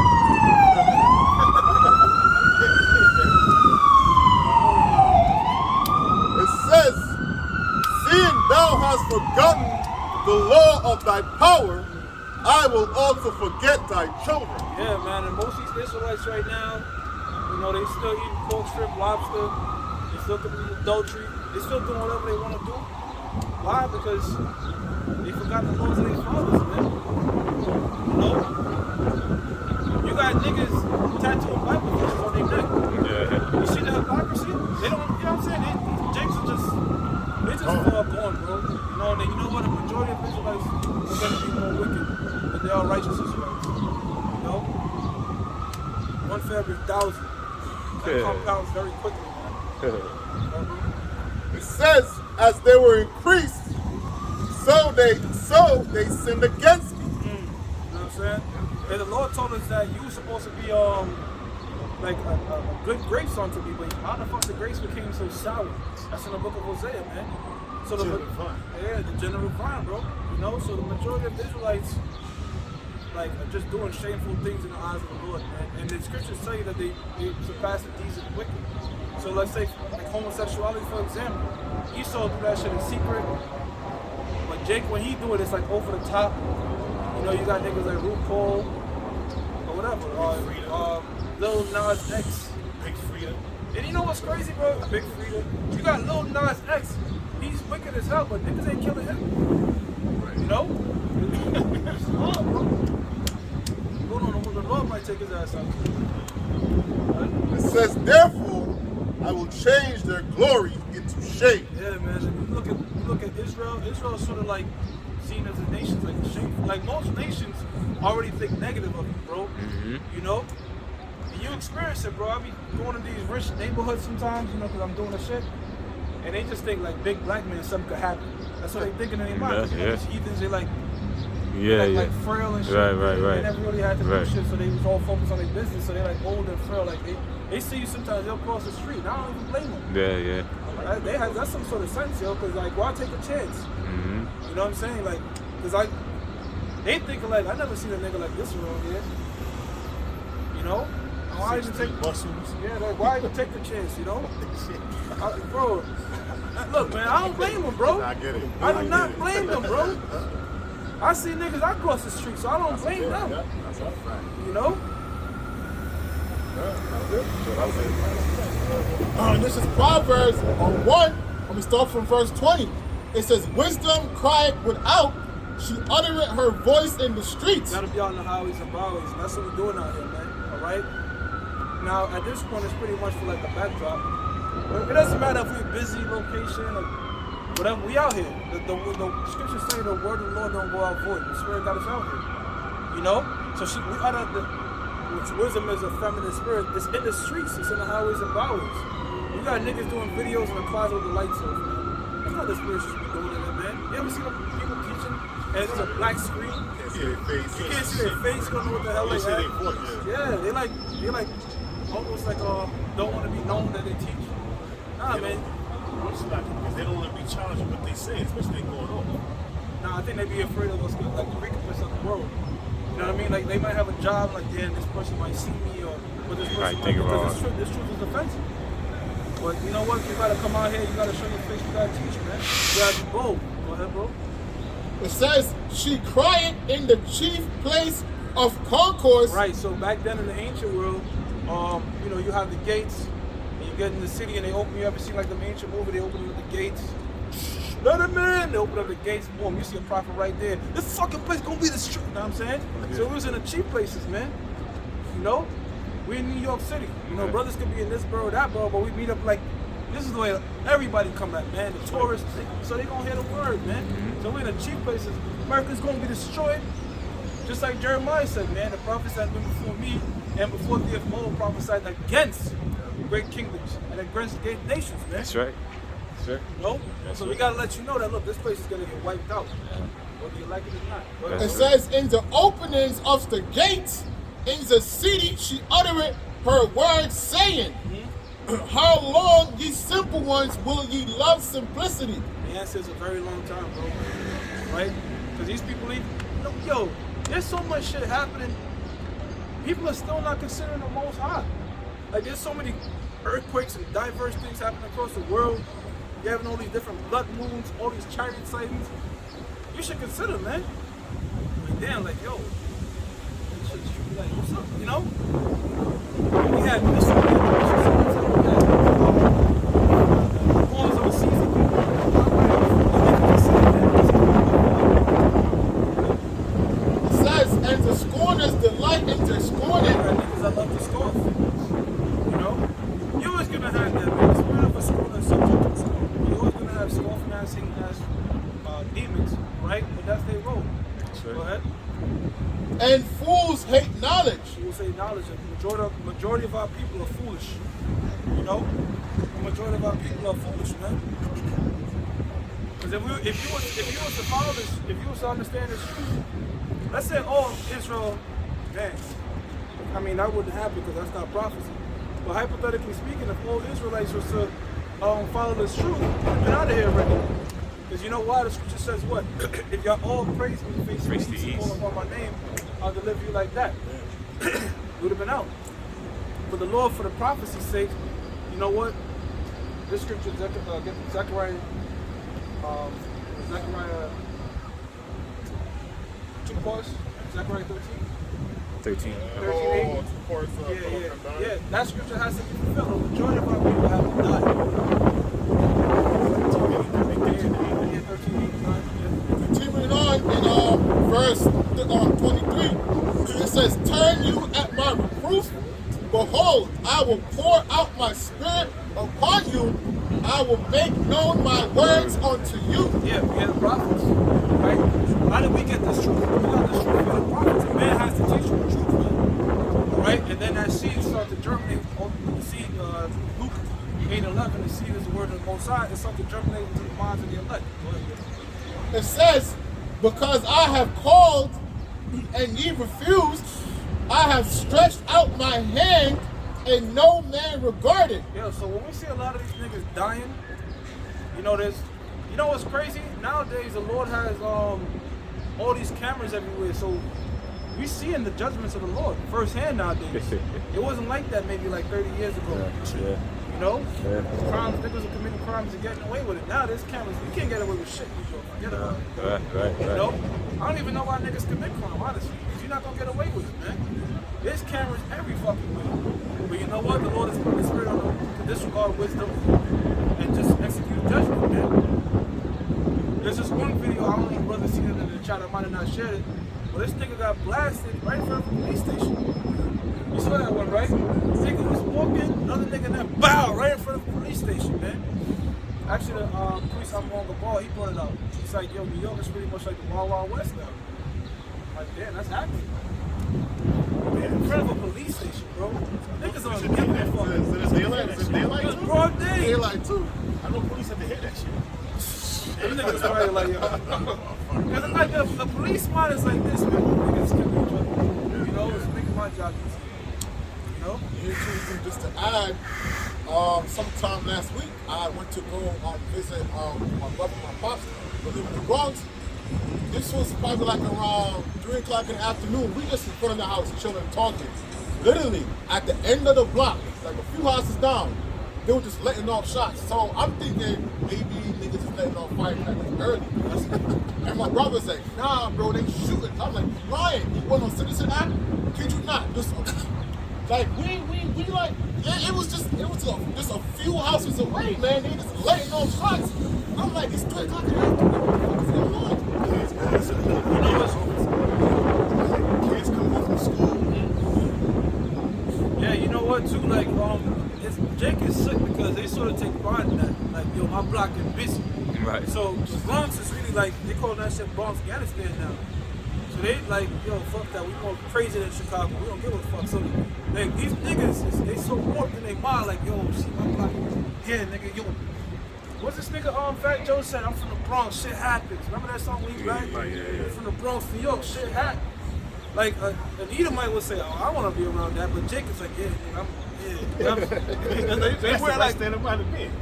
they wear like a badge of honor, like yeah, my shit violent, nigga, you know, because you know that sort of garners you some sort of respect. Like damn, you from that hood, like you know what I'm saying? So it's a warped ass demonic way of thinking, but that's how Jake is sort of like thinking. Like Jeremiah chapter 4 verse 22, it says, for my people is foolish, they have not known me. yeah, that's really idiotic. Like it's hell. Like man, you know what, man, my shit, I wanna be from the hood. You got people that actually want to go to the hood just to say, yeah, I grew up there.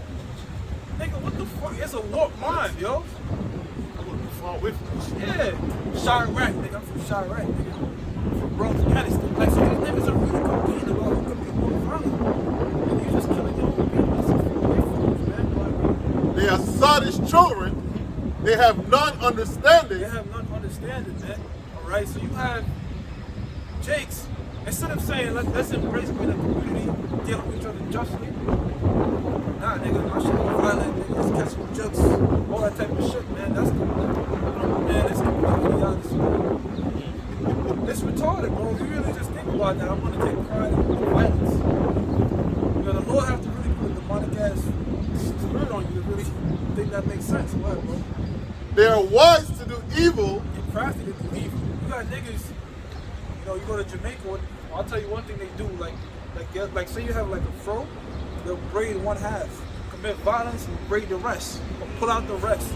You know what I'm saying? Right. So there's like crafty ways, scamming, you know? Big scamming over there. Yo, scamming is big now. Bro, I'm dropping this nigga.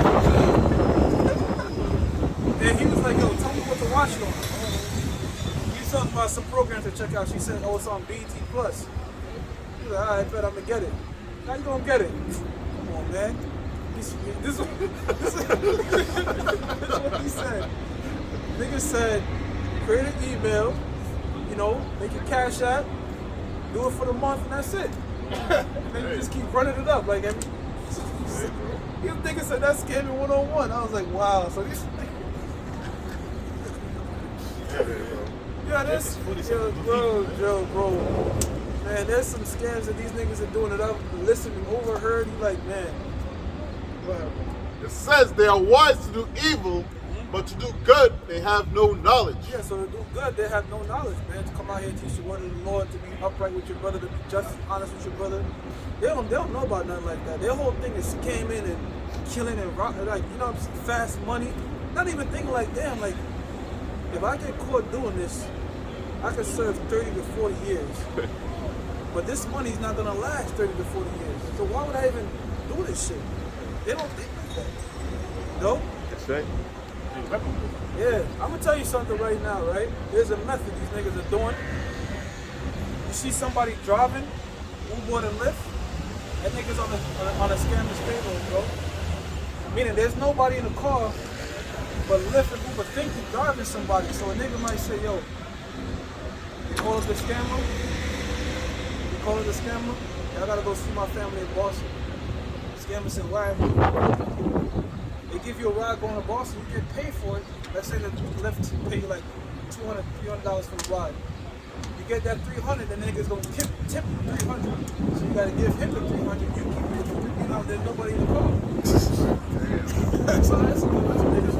So you got scammers having damn near 20 lift drivers just working for them. They just driving around, scamming the system. But what's happening is, and this is the wicked part.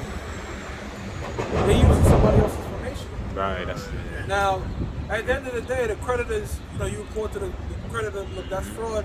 You're not gonna lose no money. So really, creditors are getting, at it. But this is wicked, bro.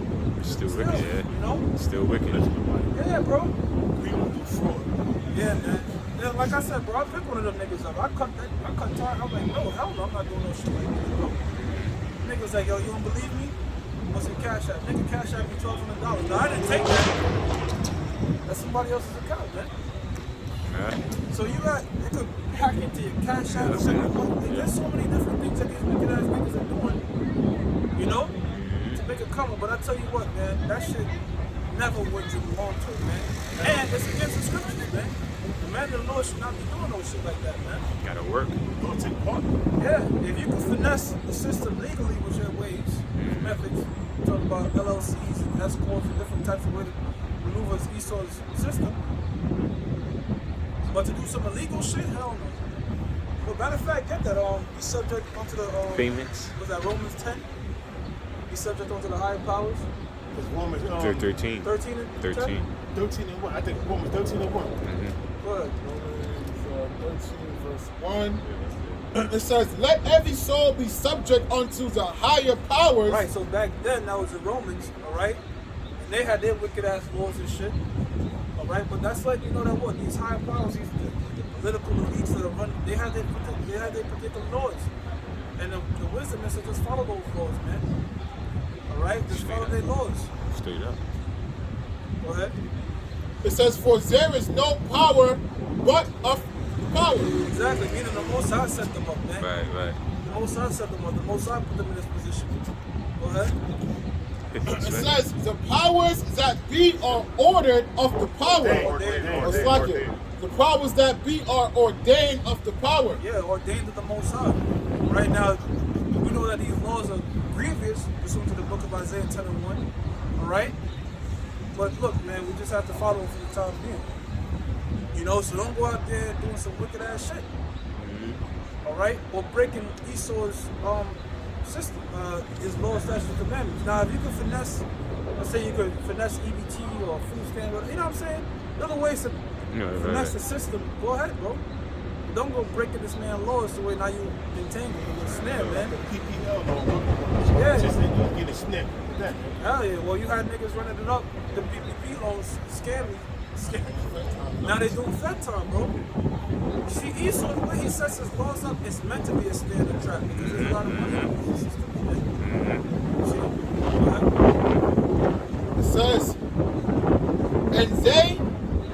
It says, and they that wrestle shall receive to themselves damnation. Yeah, you wrestle against this man's system, you're gonna receive damnation, man.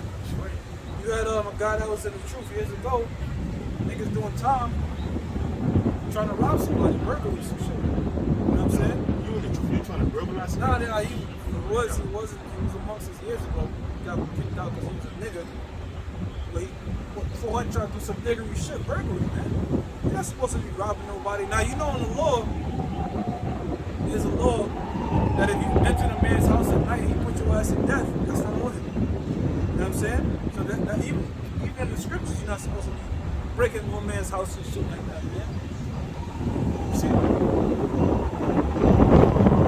It says, for the rulers, it says, for rulers are not a terror to good works, but to the evil. Yeah. And what did Yahushua say, man? Yahushua said, render unto Caesar what Caesar's, man. Right? So don't get caught up in tax fraud, claiming 10 kids you don't even have. Right. I know it's tempting. Shit, I'm being real, man. There's certain shit that's tempting in this society. But, hey, man, we have to navigate with wisdom. See what I'm saying? Yeah. Follow these bullshit ass laws.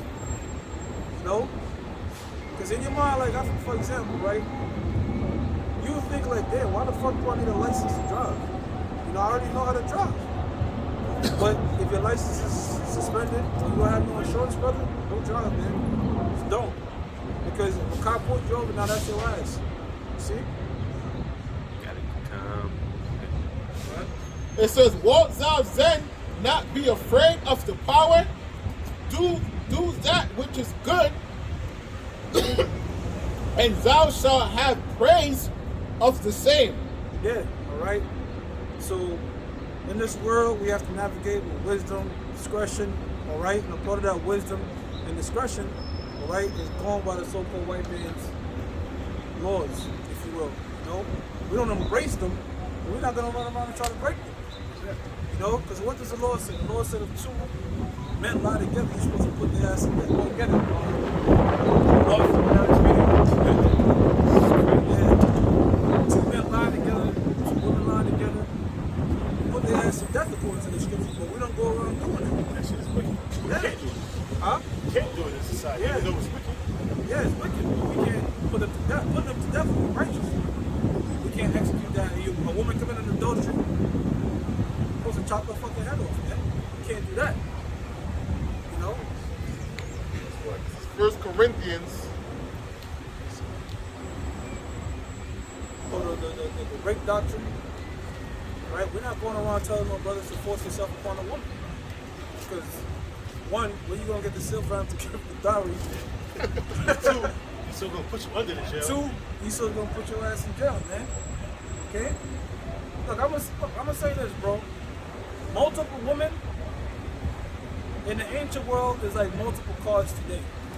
You could have them, but how many people can afford multiple cars? Because back then, when you took a woman, you wasn't just, yo, I'm with them, yo.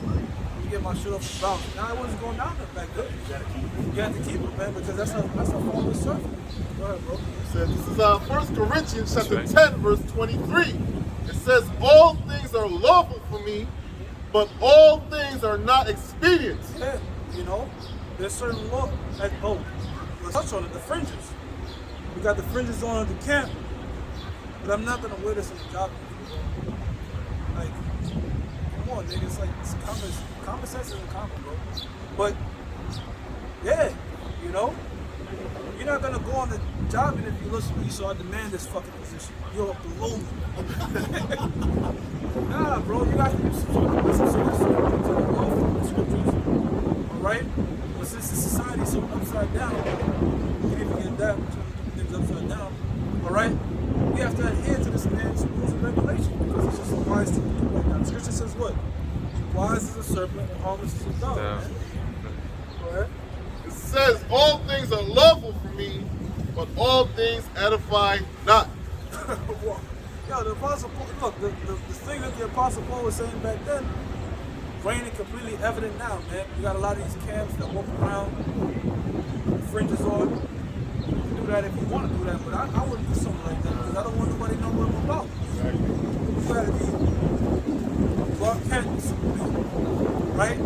Now, when Clark Kent goes to the Daily Planet, he has a suit with the cape hanging out. See what I'm saying? He's not flying around a Superman with the glasses on. He completely separates the two. And let's get even deeper. Who's one of the most wisest superheroes? Batman, right? He's like one of them. He's very intelligent. And he said, "Fuck it, I'm gonna create a whole entire character. Bruce Wayne is a whole different nigga from me." Right. So they can never really associate. Not only is he wearing a costume, but he has a completely different persona. Bruce Wayne is extravagant, because you know that Bruce Wayne is really the mask. Batman is truly who he is. Right. You know what I'm saying? That's wise, bro. That's how you brothers gotta navigate. So when I'm going about my daily life, treat them Edomites with kindness. Yeah. That's what, bro. Jacob kissed me soon. It's wisdom. You know what I'm saying? I don't walk around. I mean, when I'm dealing with people in the world that disgruntled, pissed off feeling I got about the earth and it's the way things are, I'm not showing that to them. You know? Because that's wisdom. See what I'm saying? Isaiah 29, verse 16. Surely the turning of things upside down shall be esteemed as the potter's clay. Yeah, potter's clay is not esteemed, the potter's clay shall be broken. Alright? The so-called white man has turned everything upside down. That's why the Lord is going to destroy this place. Excuse me. The things that are right side up or esteemed in the scriptures are frowned upon in this world. We just talked about the multiple woman thing. Don't you know that polygamy is illegal? It is a man and a man can get married, a woman and a woman can get married, but you can't marry the second wife. And if you just stop and think, raising a community with multiple wives is just more easier. It's easier. It's easier on the children, it's easier on the kids, because they already have like a social, you know what I'm saying? And yeah, bro, it just makes more sense. And if you leave men to their own devices, most society would just operate this way. Because it's just common sense to have multiple wives and how to take care of the house and shit. They're working together. You know, because imagine a woman that has 5 kids by herself. It's a lot. But if there's another woman there, you know, it only makes sense. But what Esau does, he's Satan, which is an adversary, adverse being to the Lord. He's saying, nah, that doesn't make sense.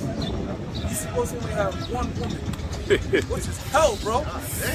You're telling a man he can only have one woman for the rest of your life, bro. That's it. And the moment you smash something else, now you gotta give up half your life savings. That is completely wicked, man. Out. Isaiah 10:1. That is completely wicked, bro. Bugged out. You know? Yeah. This is Isaiah chapter 10, verse 1. And it says, woe unto them that decree unrighteous decrees. Yeah, man.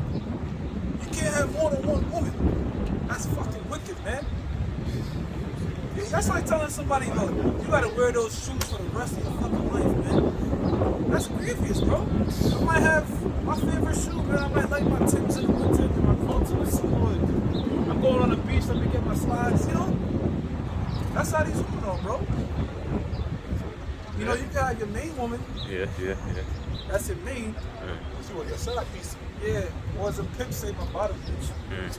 That's your main woman. But then, bro, you wanna, as a man, like, you have urges, bro. And you need different, you know what I'm saying? What did the Lord say? The Lord said, be fruitful and multiply. Now, a woman could only bring forth one child a year. So a woman could lie down with 1,000 men, but she only gonna bring forth one child that year. But if a man lies down with 1,000 women in a year, that's 1,000 kids, bro. See what I'm saying? So it's natural for men, and you notice another thing too, men can keep having babies so they damn near, as long as they can produce sperm, they can be 80 years old. Busting a little young thing, that's a kid right there. But these women eventually can't have kids. You see? They have a finite amount of eggs, man. And in this wicked ass society now today, you know what they tell a woman? Settle down when you're 30. That's old as hell, man. Nobody want that. That's old. My God, man. You're still young, you're 28. That's fucking old, man. Box store smashed out, looking all crazy looking, looking all retarded, looking from having multiple men slide up in there. Yeah, I'm gonna finish my degree. I'm gonna go get my degree, and when I'm ready, I'm gonna settle down at fucking 30 plus, man. That's old and washed up, man. She's Crazy. Yeah. beat up looking. In the ancient world, when a woman has a menstrual, you should be having kids around like 15. And you saw that in the hood a lot growing up. Niggas 15 already got kids and shit. You kind of like, damn, that's young, but really, That's going it, back man. to the script, that's the best time to That's have it, right. bro. That's A lot right. of people frowned upon that, like especially in the South.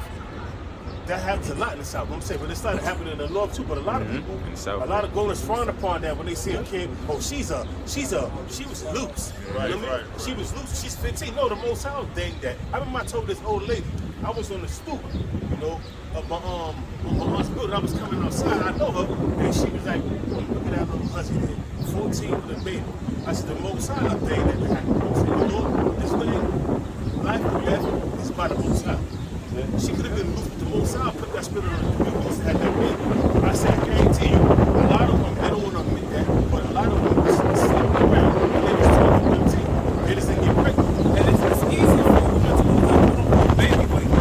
Because these bitches are getting knocked up in their 30s and they just become old wells after. Bro, as you get older, it's harder to lose weight. You know? So you're supposed to have them young something again, fit tight, you know what I'm saying? And it's like, not only that, you don't have the energy to be dealing with Young fresh and green. These sort of shit is backwards when you're talking about, man. Yeah, so like the brother was going into, it's illegal to have multiple wives. This is an article. It's called 15 People Who Marry. It's called 15 People Who Marry Inanimate Objects. It came out in September 30th, 2021. It says object sexuality. Heard of it? It is a syndrome that causes people to fall in love with objects and identify them as a gender and gives them names. So scrolling down, one of them says, in modern fairy tale, man marries his smoker. Another one says, it's Fucking Twilight Zone. another one, it says, he chooses it, a man marries steam engine train. Wow.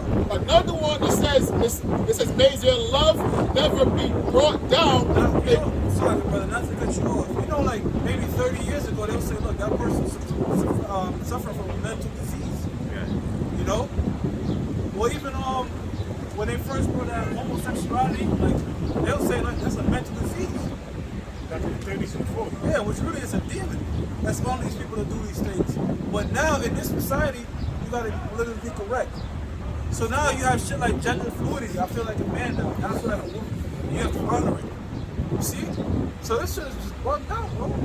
This is so much demons on these people that something that was once like crazy and far-fetched is now just like you just read that and I'm at this point I'm just like, oh.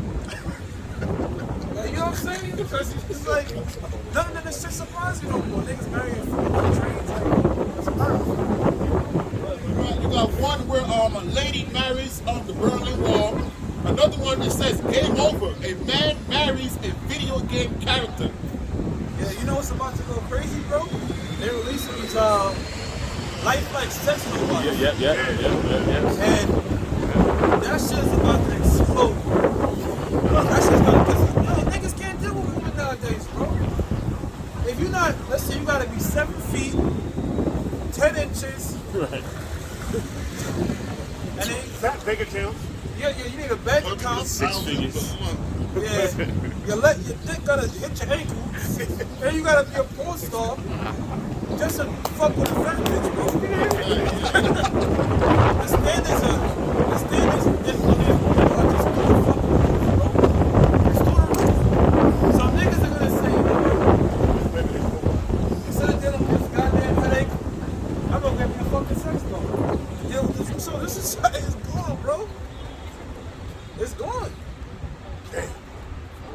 Don't you know you got niggas flying to Asia just to find a woman nowadays, bro? Yeah. It's called SEAS, Southeast Asia, because the woman over there will treat you right. It's like that's fucked up, bro. And you know what's even worse about it is women outnumber men. And niggas just say, man, I'd rather just get a fucking culture than deal with this shit, man. But you gotta blame Esau. Yeah. Esau brought in feminism. Yep. Esau brought in women's rights. Esau turned things upside down. Women are not masculine, they're more feminine. Esau brought in this shit, man. So Isaiah chapter 5 verse 20. It says, woe unto them that call evil good and good evil. And that's exactly what you see today, man. Right? These women walking around in booty shorts, when you look at them and it's sexual arousal, that's evil. That's fucking evil. You saw that shit on TikTok, that bitch? Yeah, she was taking off her clothes. Nigga was like, damn. So the guy that's training, the dude looked back, and now check me out, bro. The guy that's training, he has like problem with his eyes. So he looked back and kind of squinted. He said, what's he looking at? And that bitch was like, excuse me? That's what I thought. Right. He's like, what are you talking about? I'm a trainer here. Yeah. And he told her, look, listen, for your attitude, you gotta go. Because she was wilding out. You know that nigga lost his job? He lost his job, bro. You taking off your fucking clothes, you gotta crop top your ass cheeks, your leggings with a wedgie in it, and then expect a man not to look, man. This is madness, And bro. to add, Go ahead, read that scripture. she purposely recorded Yeah. trying to look for something, man. Yeah, because she put on the text, damn. The nigga didn't even say damn. Like, she had to delete her TikTok because there was a lot of backlash coming. But that's how these women are. You know why? Because women, you know, like how you need sex, women need attention. Yeah. If they don't have no attention, they fucking lose their brains. And you know what proves that? All these women that say, I don't want no guy looking at me, they don't go to women's only gym. Right.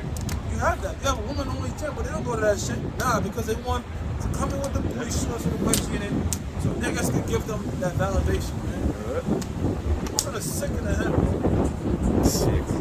Isaiah, back in Isaiah chapter 5, verse 20, it says, woe unto them that call evil good and good evil. Yeah, and we out here right now, we bringing out the truth, but the majority of people that they hear this thing, they'll be like, what the fuck are these guys talking about? That don't make no sense. That's evil. You know? Nah, man, it's the right thing to suppress women's sexuality. It's the right thing for a man to rule. Okay. All right?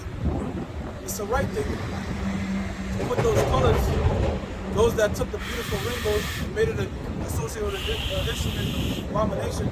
It's the right thing for them to be put to death, man. That's right. Those are some wicked niggas. See? That's the right thing. Why is it the right thing? Because it's in the scriptures. It's in the word of the Lord.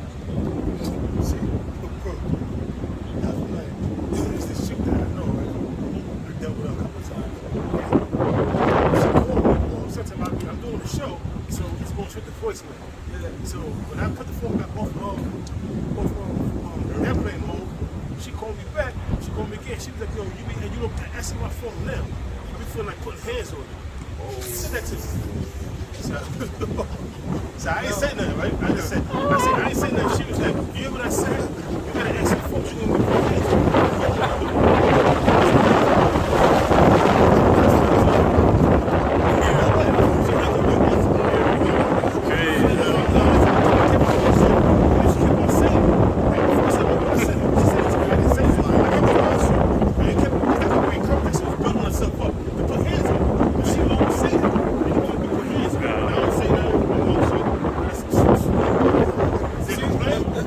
That shows you that this society is screwed up, because if this society was just ran just off real shit, and you could knock them, which nothing happened,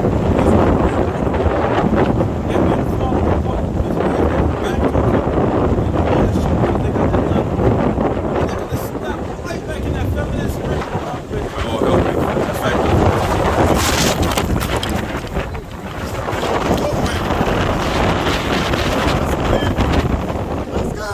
Is it still recording now? Yeah, it's still recording. Months ago, bro. Damn, this ain't going hard. So it's still recording. Yeah, it's still recording. Yeah, you gotta get the train.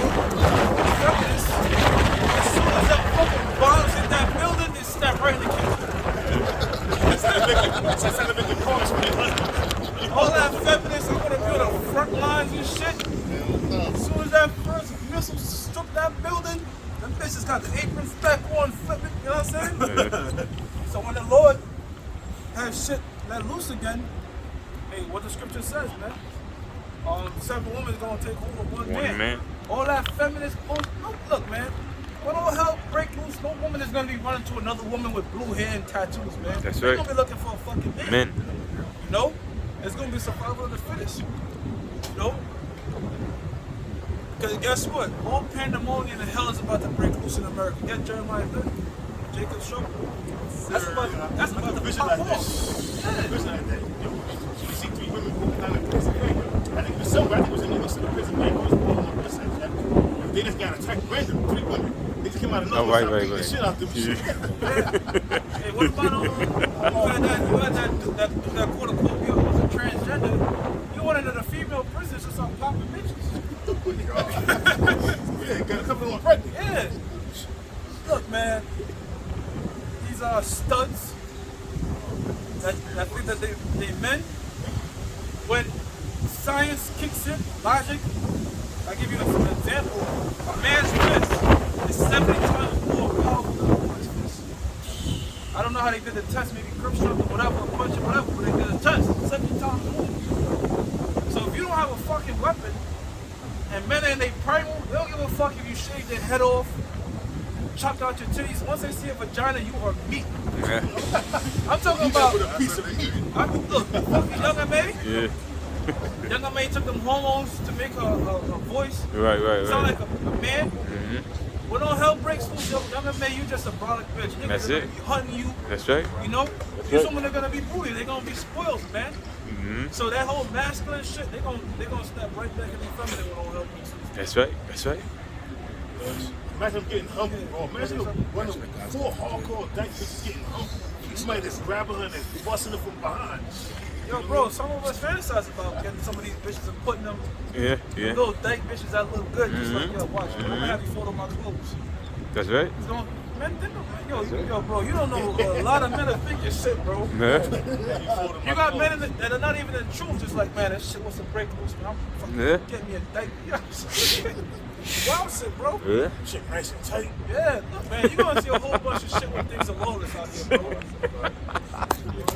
This is Jeremiah 30 Hey, verse brother, 7. brother, that's a good point. Them dyke bitches are tight, bro. Yeah. They're tight out there, bro. They tight. They ain't getting They no, don't they ain't get getting no no rock, man. You got some dyke that look good, bro. Nice and asses. No, they look like the baggy clothes. You can't see. Bro, it's fucking Yeah. clothes, bro. You're still a woman at the end of the day. You Yeah. still have curves, you can still bear children. And when, look, man, when a man has gone, so you got 30-year-old virgins out here, 40-year-old virgins out here. You think when they giving a chick, they don't give a, bro, it's just gonna be so primal. Isaiah chapter 32 verse 9. It says, rise up, ye women that are at ease. Rise up, these women that are at ease. All right? These women are fucking comfortable right now, man. Why? Because they can work jobs that pay them more money than you. Women are making more money than men nowadays. Yeah. And they dumbass think that we give a fuck about that. We Right. Fuck what a chick makes. I think Exactly. She look good. Exactly. You know? So. Yeah. 640. What time is it now? I'm just asking the time, brother. Go ahead, bro. It says, rise up, ye women that are at ease. Hear my voice, ye careless daughters. Out here working on killers, bro. Summertime.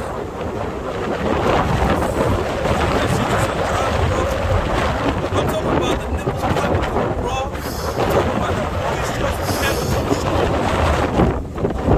These women are at ease because they know that if you was in a complete lawless society, they would not be doing shit like that, man. So that's gonna happen. We're gonna read it. Jeremiah 30:7. That's gonna happen, bro. Right? It says, give ear unto my speech. Many days and years shall ye be troubled, ye careless women. Yeah, these women out here careless, man. Walking around with skirts and no panties under. Yo, you see shit, bro. You just walk around, you see shit, man. And you know what's crazy? It's become so norm. It's become so norm. These women are so-called so liberated, you know? But once all hell breaks loose and there's no laws to protect you, you're gonna see niggas gonna snap back right in their minds and take this shit. It says, when the vintage shall fail, the gathering shall not come. Tremble, ye women that are at ease. Be troubled, ye careless ones. Strip you and make you bare, and gird sackcloth upon your loins. Yeah, so there's gonna come a time when these women are gonna be humbled out here, bro. You know? Yep. They're gonna be humbled out here, bro. They're not gonna be walking around in them Daisy Dukes shorts talking about you can't look at me. That's gonna be out the fucking window, man. They're gonna want you to look at them. You can, oh, I'm supposed to be your, I'm supposed to be your wife. I'm supposed to be your wife. I don't want nothing for you. I'm not from. So to be your wife. That away. This is Jeremiah 30, verse 7. Yep. So that's what we're going into. Alas, for that day is great, that none is like it. It is even the time of Jacob's trouble. That's what we're approaching, man. All right, a time that has never been. This is wickedness, bro. This is the norm right here. Leggings and shit, bro. Yo, bro, you can make out a woman's entire figure, bro. This woman is walking with her daughter. So that 2 and 2, more than likely she has a man.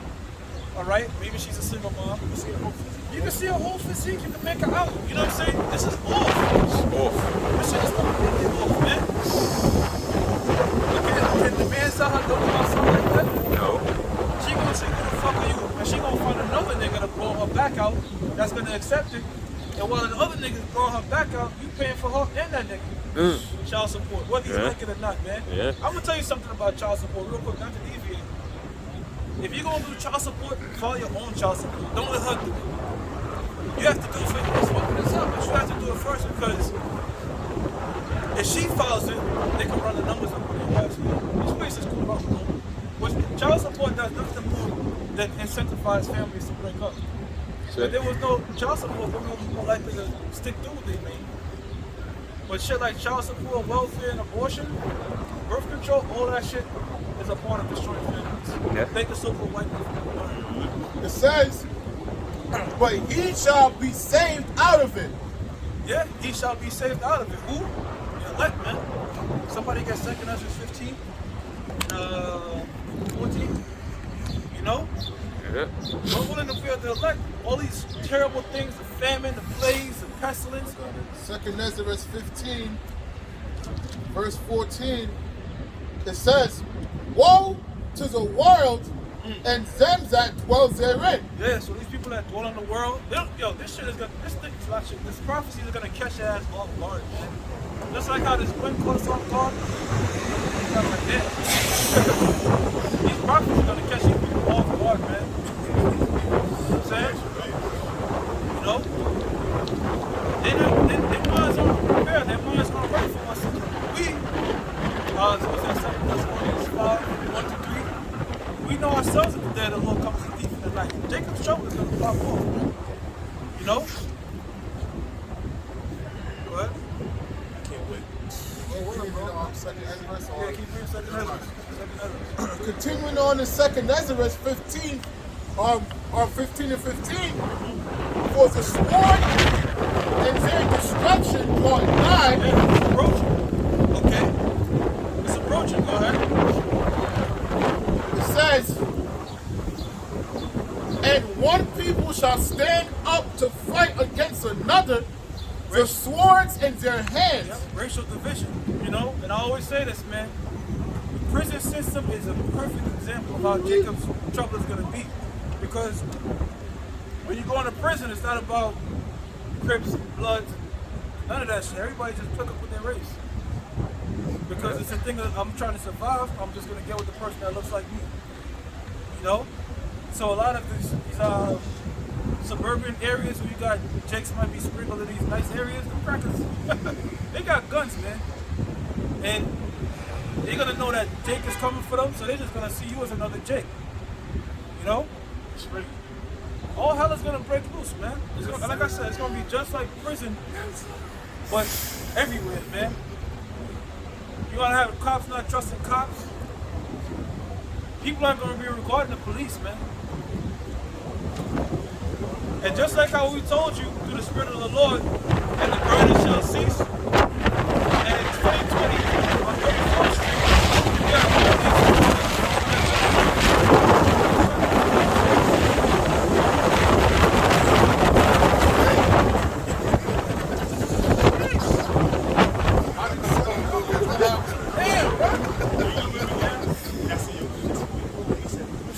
Damn, bro. Nah, bro, I was just really like, what time is it? I know, but the way you look at your face, it's like, what time is it now? Damn, bro, it's 6:40 yet. Nah. I know, I'm just fucking around. Go ahead, bro. That was cold like that. It's not even cold, it's a wind chill. It's the wind chill. Because when the wind is not blowing, it's not even crazy. Verse 16, for there shall be sedition amongst men. Now, sedition is an uprising against the government, all right? And you have little small fractors of Edomites that are ready to go against this. They had those signs that cut on me. They had those snakes cut up. Pretty much Trump supporters, you know? Emmons, those that check out go against this. Right.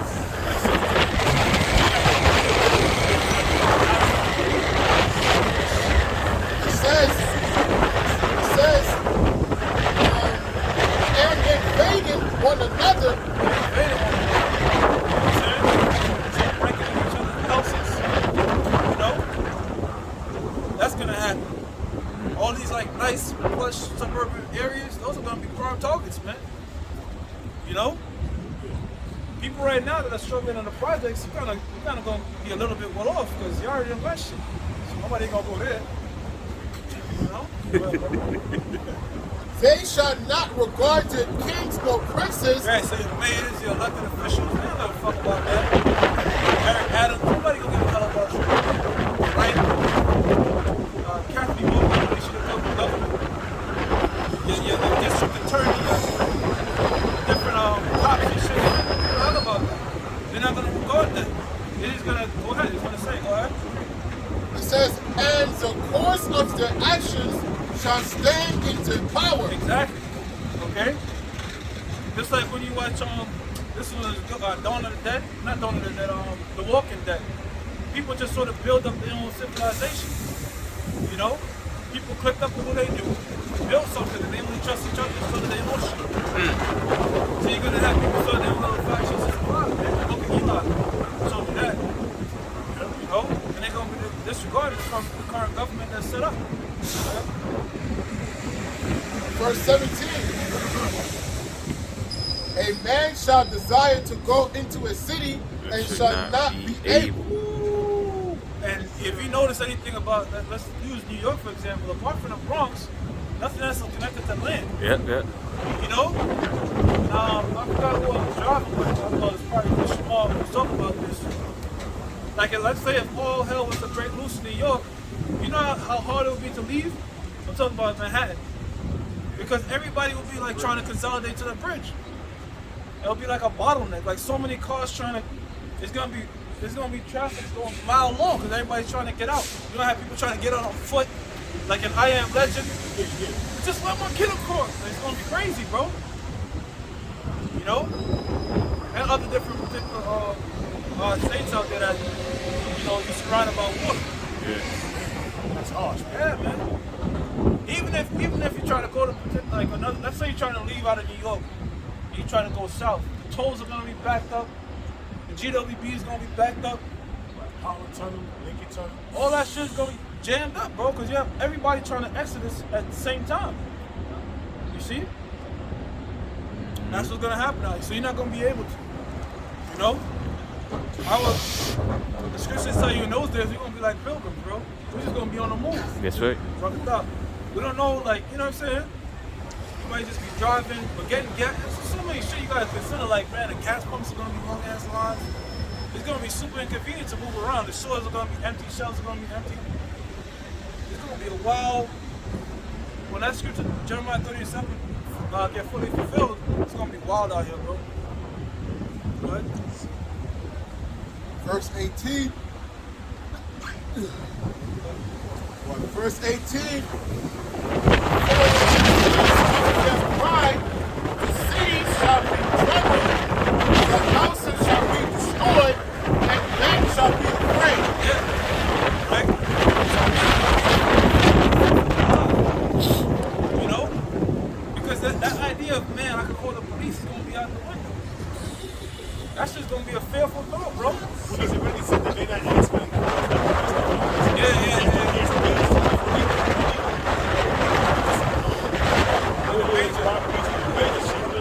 If you snap your woman up there, they ain't asking you. You gotta work that on your own.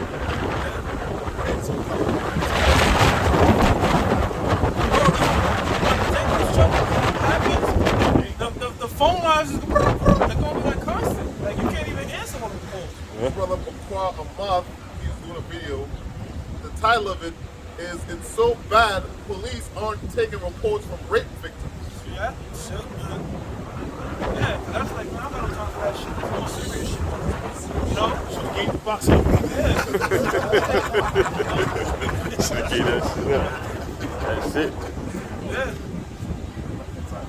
Alright, well, hey, brothers are edified. We're gonna give more praises. Yahweh, Ba'ashem, Yahushai, Ba'ashem, Rakadash.